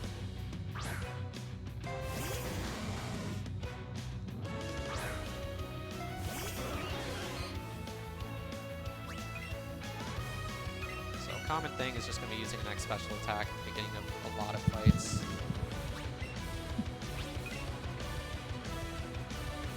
See, this is what it likes to do. They like to poison you and then protect, stall. But thankfully Protect does not have a good chance of working twice in a row, so that one failed. We were able to hit through it.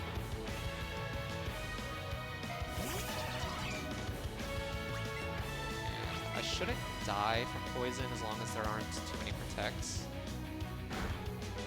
But I think every Pokemon in this gym that you fight has Protect, so it's kind of annoying a lot of times.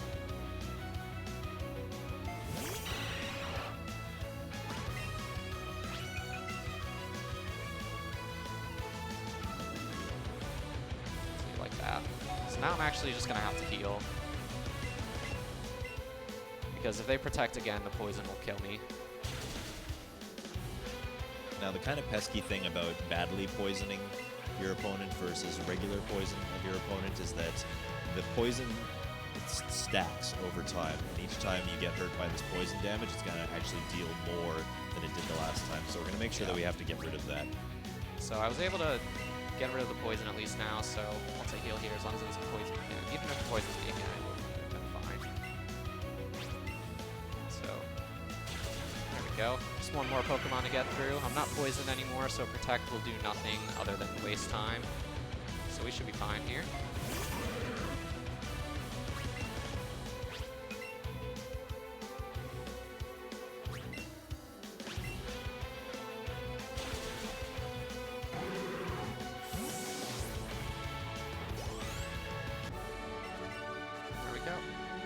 Gym number 7 out of the way.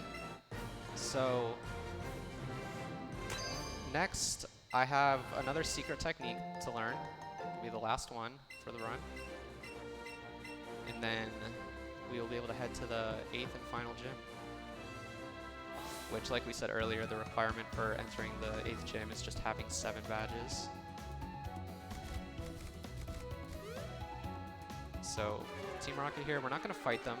They've kind of given up on that, but they found some golden teeth in the sand.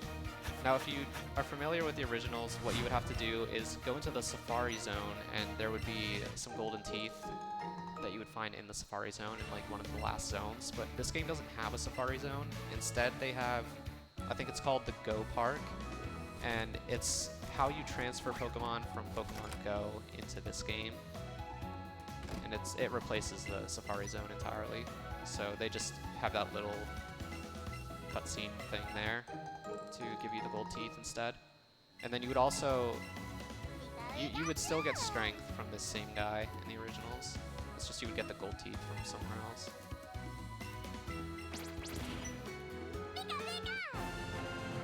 So strong push, definitely different than strength. And that's all of our secret techniques. Going to be particularly useful when we get to Victory Road, Yes. as it is one of the main puzzle components. Alright, so I'm going to start using our repels now. Fly to Viridian, where so it's the first town we visited other than our hometown of Pallet, but it is where the 8th gym resides. You are just not able to challenge this gym until you have all the other 7. So the door is still locked. Our rival also with 7 badges in hand, trying to access it just like us. We're in a heated race to get all of them. But door's locked, not sure what to do, so we're gonna confide in Professor Oak once again.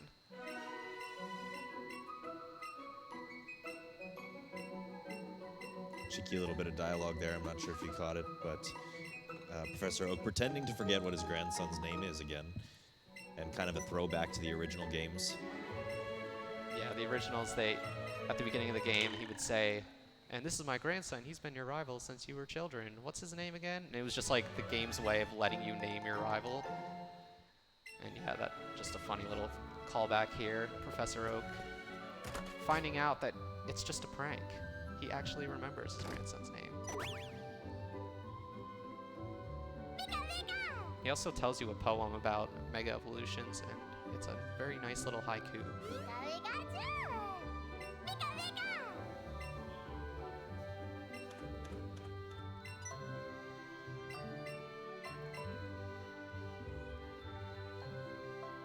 Alright, so now we're learning that the Viridian Gym Leader has come back. The doors are open. I used the repel early so that I could run back through this route without getting any, level 2 encounters. They would just waste time. Because running back through there is faster than flying back to Viridian from Palette. Not to mention that we aren't going to be running into any Pokemon for the rest of the run, or at least the idea is that we're not going to be catching any. Right. And once you've activated a repel, when it runs out, it will ask you another time. So it just makes sense to activate that repel while we're already doing some menu stuff in the first place. So the 4 max repels I bought will be enough to last me until the end of Victory Road from here.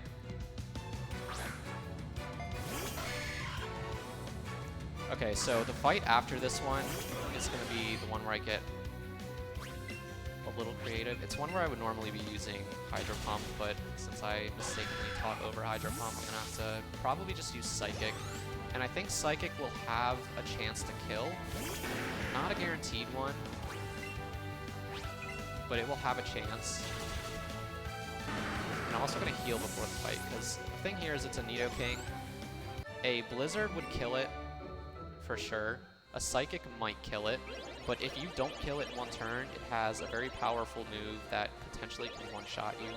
But since I'm kind of an over-leveled Starmie as well, if I go into this fight full health, even if the Psychic doesn't kill, I think I have a good chance of surviving. But we'll find out. If I die here, it's really not the worst thing in the world. Like, I have a bunch of revives still, so I should be able to survive this fight no matter what. It just might get a little messy. But this is like definitely the most important fight that I would normally want to have Blizzard for, I would say. Or not Blizzard, Hydro Pump. So hopefully the Psychic just kills. And it does, so that's good. I don't think that was a guaranteed shot at my current special attack, but it was a pretty good one. So just a couple other fights I'll have to do some makeshift on the fly routing for to not use Hydro Pump. But those ones are much less risky, so it should be okay.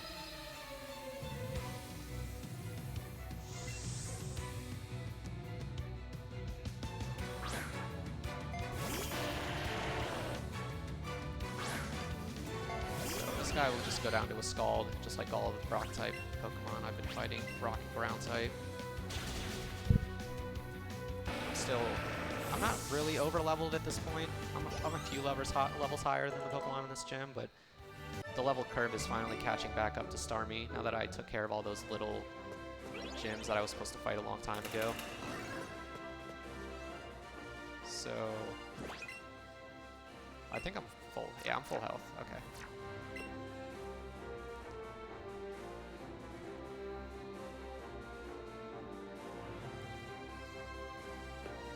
So we're learning that the final gym leader is in fact Giovanni, boss of Team Rocket, and he abandoned the gym to run his criminal organization. But now that we kind of took him out in that respect, he is back to defend his turn as the most powerful gym leader in Kanto.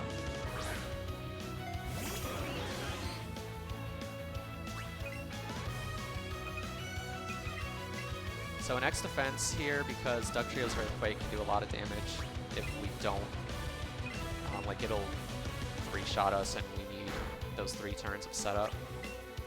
Because this Dugtrio is faster than us, so it gets 3 shots on us. So the X defense is just to make sure that it will not kill us.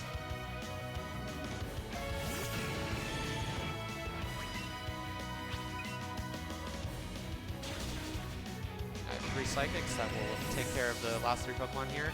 Conveniently, that completely depletes my Scalds and Psychics, so after this fight, I will heal to full and use that Max Elixir that I picked up back in the mansion.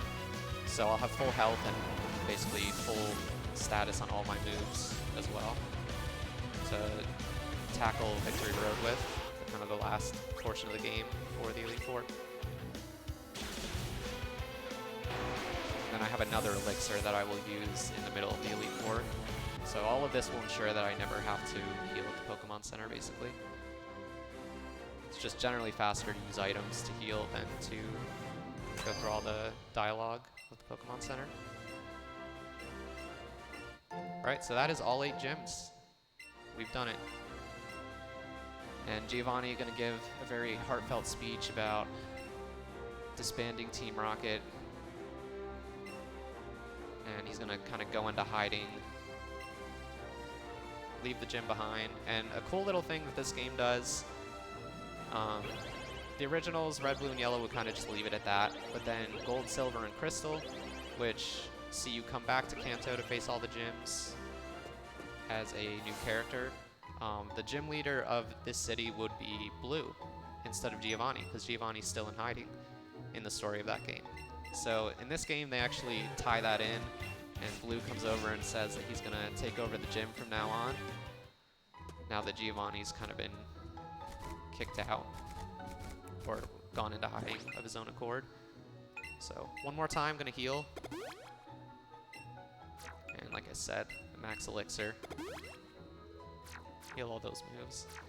And I'm going to save before this fight because there is like one weird thing that could potentially happen. And this is going to be a 2-player fight. I think the last 2-player fight of the run, if I'm remembering correctly. But your rival can send out his Pokemon in potentially different orders. It's never happened to me, but it's apparently happened to other people, so I definitely know what I need to do to handle it if it does happen, but hopefully it just does the normal stuff anyway. So once again, this is just going to be a double fight for the sake of using some X items. This +2 Thunderbolt will kill the Pidgeot.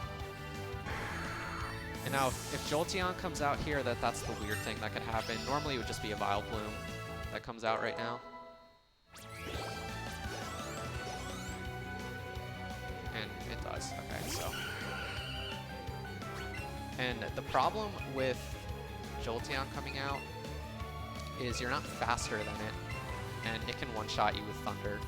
So the weird thing about X speeds, I don't know why this is the case, but like the X special attack I used turn 1 was immediately applied to my special attack stat. X speeds, however, are not applied until the next turn. So if the Jolteon were to come out and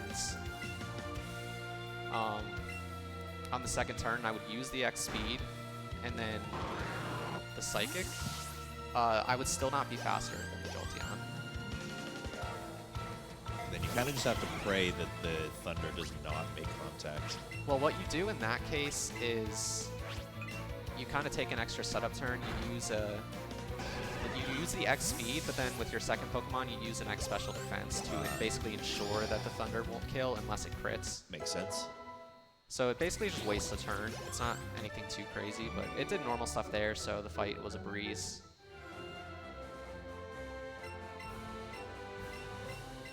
And that's it. We're both going to run off to Victory Road and try to finish our Pokemon League challenges. So we now just have to go through all of the badge checks. There's one guard for each gym that they make sure you have the requisite badge to get past them. There was actually a thing that we thought might be possible at one point, where if you like get off your ride Pokemon right before you cross like the plane of the talk trigger of these guys and then start running forward, you can kind of run past them without them talking to you. But then like once you get past them, you're visually past them, but the trigger still activates just like a second late. So for a hot minute there, we thought we might be able to skip the trigger, which if that were the case, if you were able to skip the Fuchsia gym trigger, you would not have to catch 50 Pokemon. If you could skip the gym, and this run would be very different. But nobody actually ever found a way for that to work. So just kind of a tease, which personally I'm glad it didn't work because I've said multiple times, the catch routing is like my favorite part of the run. It's what attracted me to run this game in the first place. Would definitely give a different face to any percent runs. Yeah, definitely. In this game. But, you know, this is speedrunning, never say never. We might just find something one day. Yeah, it could always happen. And again, we could probably have multiple categories just for using the skip or not. Yeah, you'd eventually probably just call this the all gyms run or something like that. Okay, so saving here because this is a spot that once again I'm supposed to be using a hydro pump, but I don't have it. So I'm just gonna have to kind of improvise here. And I think what I'm gonna do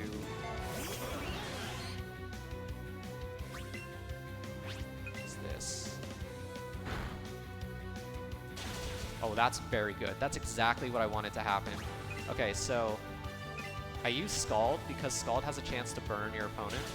And when your opponent is burned, or when any Pokemon is burned, their special attack is cut in half, I believe. So that crunch would normally do way more damage. It would normally be able to two-shot Starmie easily, in most cases. So by getting the burn, it ensured that those attacks would do way less damage, half damage roughly. Yeah, you got exactly what you needed. Yeah, exactly. That was kind of just a lob shot. That was a hope and a prayer, and it worked. So I'm gonna go ahead and heal for the next fight. Just for, I don't think I need to, but I have plenty of hyper potions. May as well.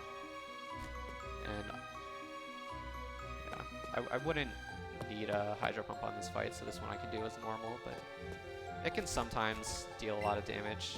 Not usually, but occasionally. I was at roughly half health there, so we'll just take the heal.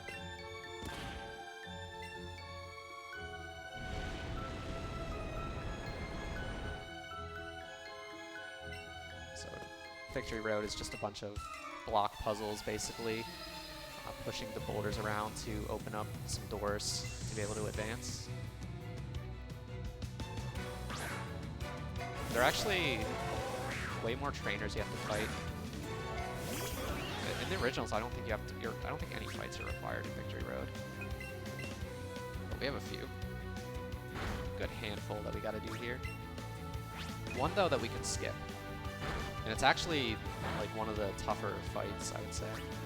It's not like anything crazy. Like you could do it in 3 or 4 turns, I think, but it's just because they have like a Dragonair, which is a pretty powerful Pokemon. Yeah, and in the original games, not something with a huge number of weaknesses.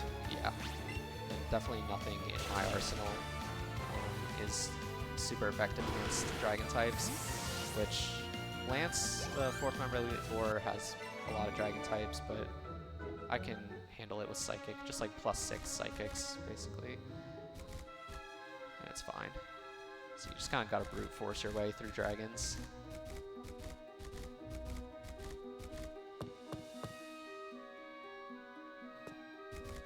So another addition is there's a lady here who will so kindly heal us. So we are up to full health. Another one of those free heals that allow us to skip Pokemon Centers entirely.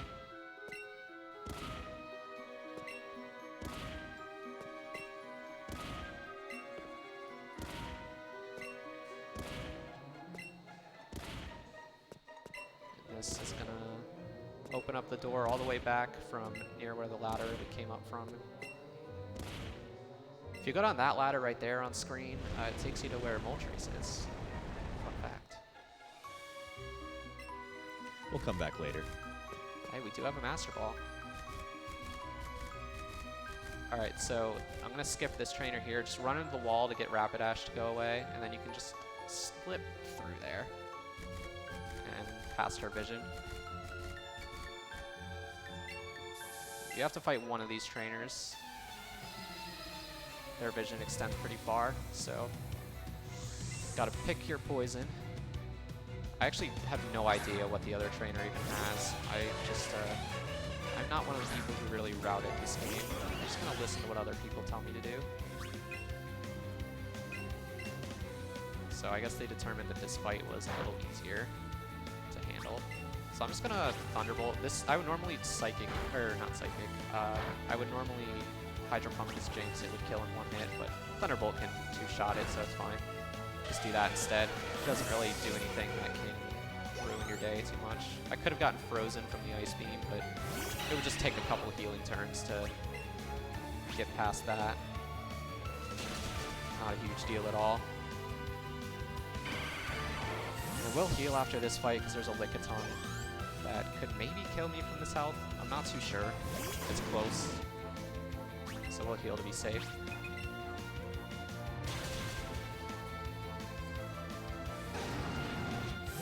It's got a move called Power Whip that I think is grass type, so it's super effective against Starmie, and it's pretty strong. So we'll just go ahead and do that now.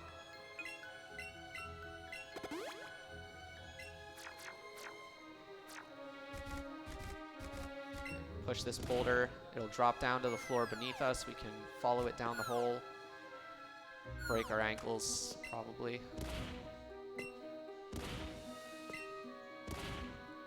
Looks like some high ceilings in this cave. Somewhat dangerous thing to do. Apparently our Pokemon trainer has ankles of steel, though. It's fine. Yeah, I mean, they can stand on swivel rolling chairs without fear, so they can really do anything. We're not afraid. And another kind of annoying quality of life thing is you have to press A to push this boulder every time, whereas in the originals you could just run into them and they would get pushed. Potentially they did that because I can definitely recollect a casual playthrough of a Pokemon game where I accidentally just ran into the rock in the wrong direction. Yeah, so that's true. So while annoying, definitely another one of those kind of minor quality of life improvements. Alright, so this is our last fight in Victory Road. He's blocking the ladder, so gotta fight him. This is the ladder to exit, essentially. I'm a particularly big fan of his pants. His pants. They're pretty good.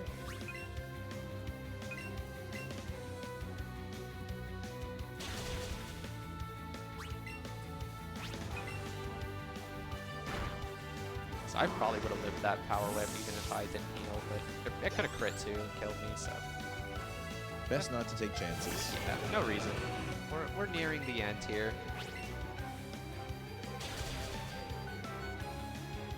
No need to take risks at this point.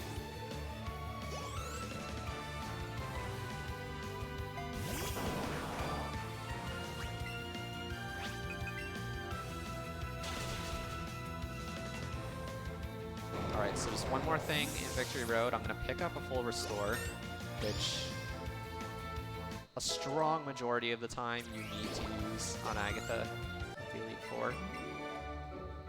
There's a slim chance that I won't have to use it, I believe. It's all dependent on how much Starmie loves me. So yeah, we'll probably have to use that full restore. It just happens to be sitting there conveniently, so we pick it up. And we're out of Victory Road. We're gonna get a nice little pep talk with Pikachu before we head into our final challenge, basically. Gonna take on the Elite Four and try to become the Pokemon League champion. And you know, if you've been living under a rock, this is essentially the penultimate challenge of the Pokemon games. They set you on a little bit of a trial versus 4 of the absolute strongest trainers in the league, and then after that, you face off against the champion. And no spoilers in chat on who the champion is. You'll never guess.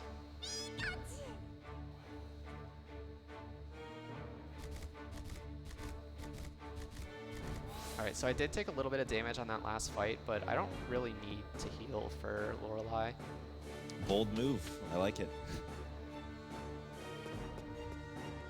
Just because, like, her Pokemon, like, the first Pokemon just going to use is a Dugong, and it just has, like, water and ice moves, so those are not very effective against Starmie, so she can't really do much damage while we're setting up to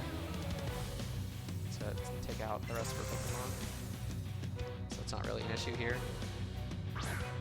Depending on how much damage she does, I will probably heal after this fight, though. So this is a quick setup, just a couple X special attacks. Just Waterfall, you see, barely does any damage.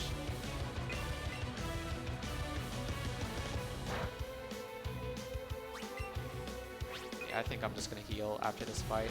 There's like a pretty good chance that I don't need to, but again, not really any point taking risks in this juncture in the run.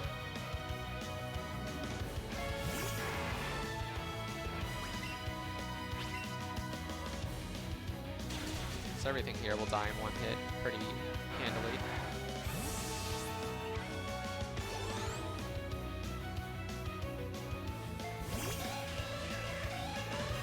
If I was a much lower special attack, then this Scald would be a range, and it would be another point where I would potentially want to use a Hydro Pump, but I'm over leveled from what I normally am, so I have more than enough special attack to take care of that with the Scald.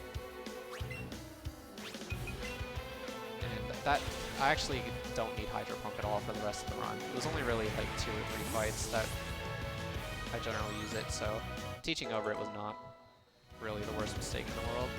Like I said, there have been routes that neglect to use. I think people still to this day decide to not use Hydro Pump because it is only a 90% accurate move. So there's potential to miss and for you to die in like that Nidoking fight anyway. Taking the safety strat for an extra turn is not always the worst thing. Alright, so now I'll heal for the next fight. So the Elite Four, you have to do all of the fights in succession. If you die on any of them, you will get sent back to the beginning. So starting after this fight, I'm probably just going to save for all of them. Agatha doesn't really have a strong chance of killing me. Plus, I do have a lot of revives still, but it can happen. Stuff happens. And then Champion can very easily kill you. Actually, happened in one of my most recent runs. I was on PB pace by about 2 minutes, and Champion crushed my dreams.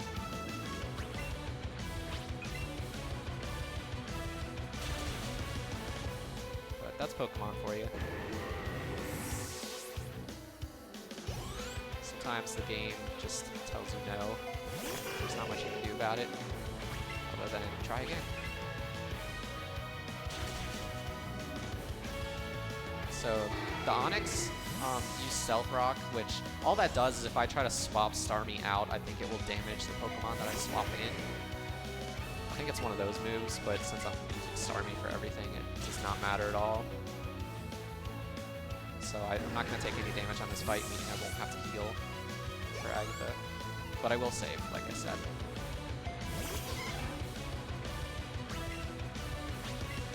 And this fight is basically just Psychic spam. The fighting types don't stand a chance. Nope. On top of that, Psychic is a stab move with Starmie. Starmie is a water/psychic type, so again, it gets that power boost for the typing matching up. So that's kind of also why we use Psychic to take down the Dragonite on Lance.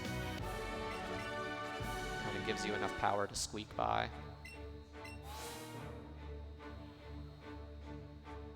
All right.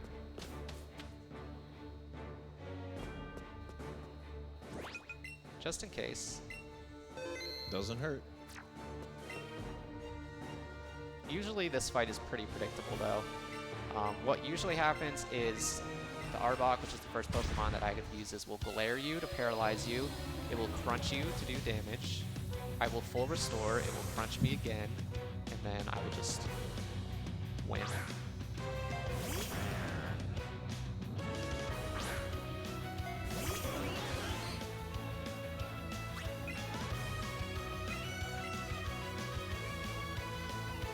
There's the glare. Here's going to be the crunch.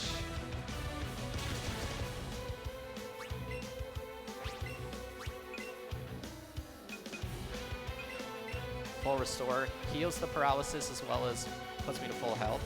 That's why that's so useful. Crunch again, and I win. So that was the only way that can go better is like depending on like. Watch the next time I use Psychic, you'll see Starmie turn around and like look at me. And it does that once it hits a certain level of like friendship, I think. Every time it uses a move that's super effective, it'll kind of turn around and be like, hey, look at me. I'm doing a good job out here. Don't you love me as much as I love you? And also, when you're in that state, Starmie has a chance of just curing paralysis on its own, like without you just using any item. So it's possible for that to happen, then you don't even have to use the full restore, and it saves a turn.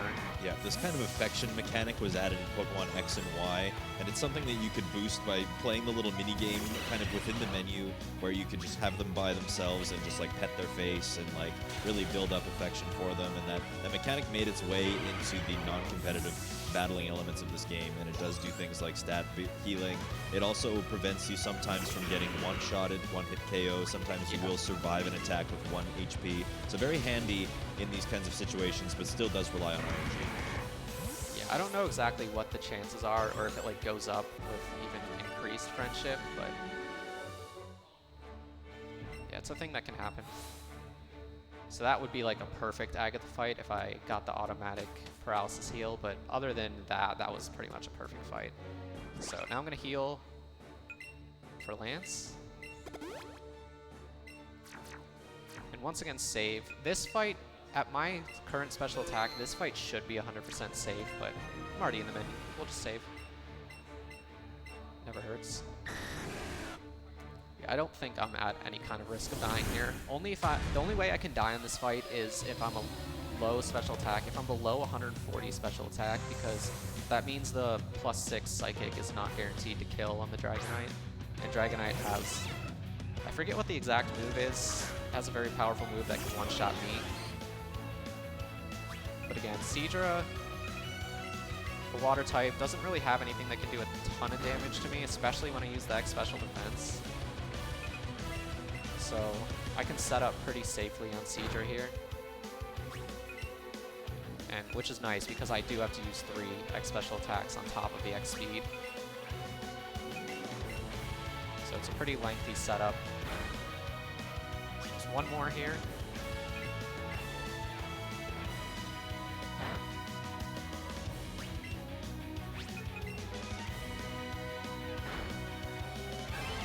And everything here will... Oh wait, I forgot to elixir, actually. I just realized. So... this is fine, I think. I can just use Thunderbolts instead. And actually, the Dragonite, I don't think will die to a Thunderbolt. Let me see here.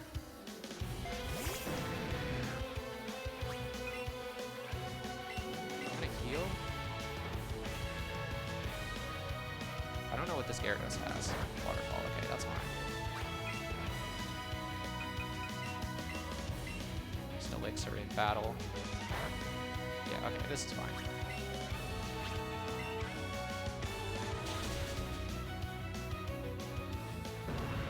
So now I'll have Psychic again for the Dragonite, which is really the only thing I need it for.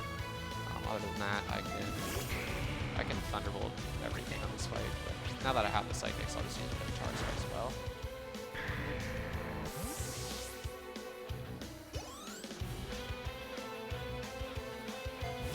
So I'm pretty sure I'm well above 140 special attack, what I saw earlier, so this it's guaranteed to kill.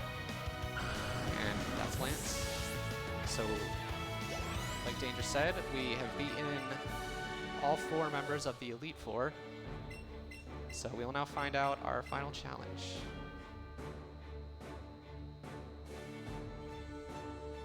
What's Professor Oak doing here? He tries to be funny again. He says that you have to fight him, but not really.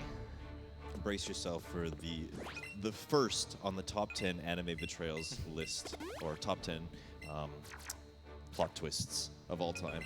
So this fight is actually scary, so always a risk to die here no matter what you do, basically.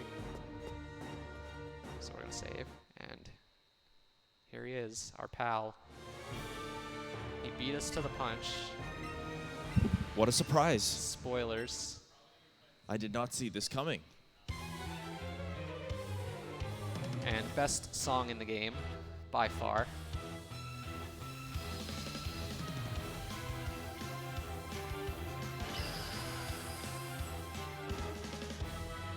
Champion theme's always good. Above and beyond. Okay, so this Pidgeot is one of the scariest Pokemon in the game.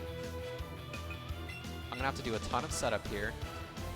And this Pidgeot is gonna Mega Evolve with the Keystone that we got from Blue. And it is gonna spam Air Slash. If this Air Slash crits, because remember what I said earlier, I used an X Special Defense, which would make the damage from this move lower, but if it crits, it hits through the X Special Defense. So far so good. There's one more chance for it to kill me.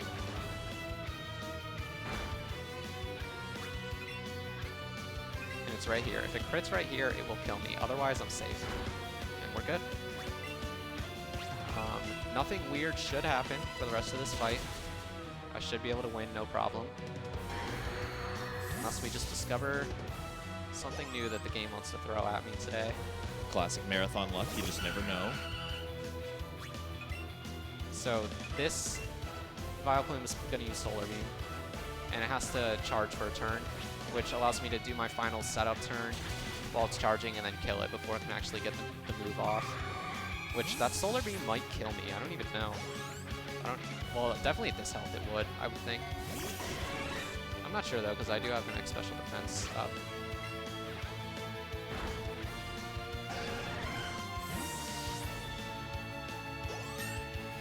So yeah, we are safe, completely safe for the rest of this fight. Just gotta finish it off, and then we'll have the Hall of Fame sequence, and that'll be the end of the run.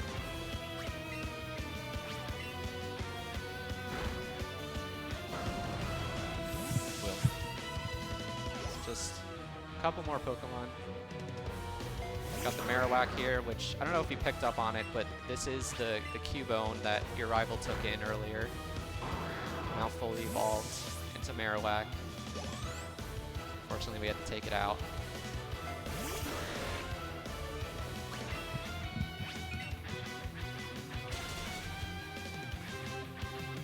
And that's it. With this fight, we are now officially the Pokemon League champion, making our rivals' reign very short. And it's not time yet. There's going to be a sequence here where your Pokemon are entered into the Hall of Fame, and time will be on the fade out after that sequence, basically. Yeah, we're approaching it rather quickly here, but we have solidified ourselves as Pokemon Masters, and we do just have to watch a brief sequence to prove that to the world. Yeah, so your Pokemon just get put on, enshrined forever in the Hall of Fame. Currently, it's just a Starmie and a Rapidash in my party, so they'll forever be remembered as the heroes. So coming up, it'll just show the Pokemon rotating around a little bit, and then it'll fade out. And that is time. So coming up very shortly. Now, of course, having the least amount of Pokemon in your party here would be optimal so that you can kind of skip most of this, but there it is. And so let's go Pikachu. All right, 326. That's kind of right around where I probably expect it to be. My PB's a 316, so a lot of weird stuff happens in Pokemon games. Being 10 minutes off is a pretty common thing, I would say. Yeah, that was a lot of fun. Thank you to PACE for having me.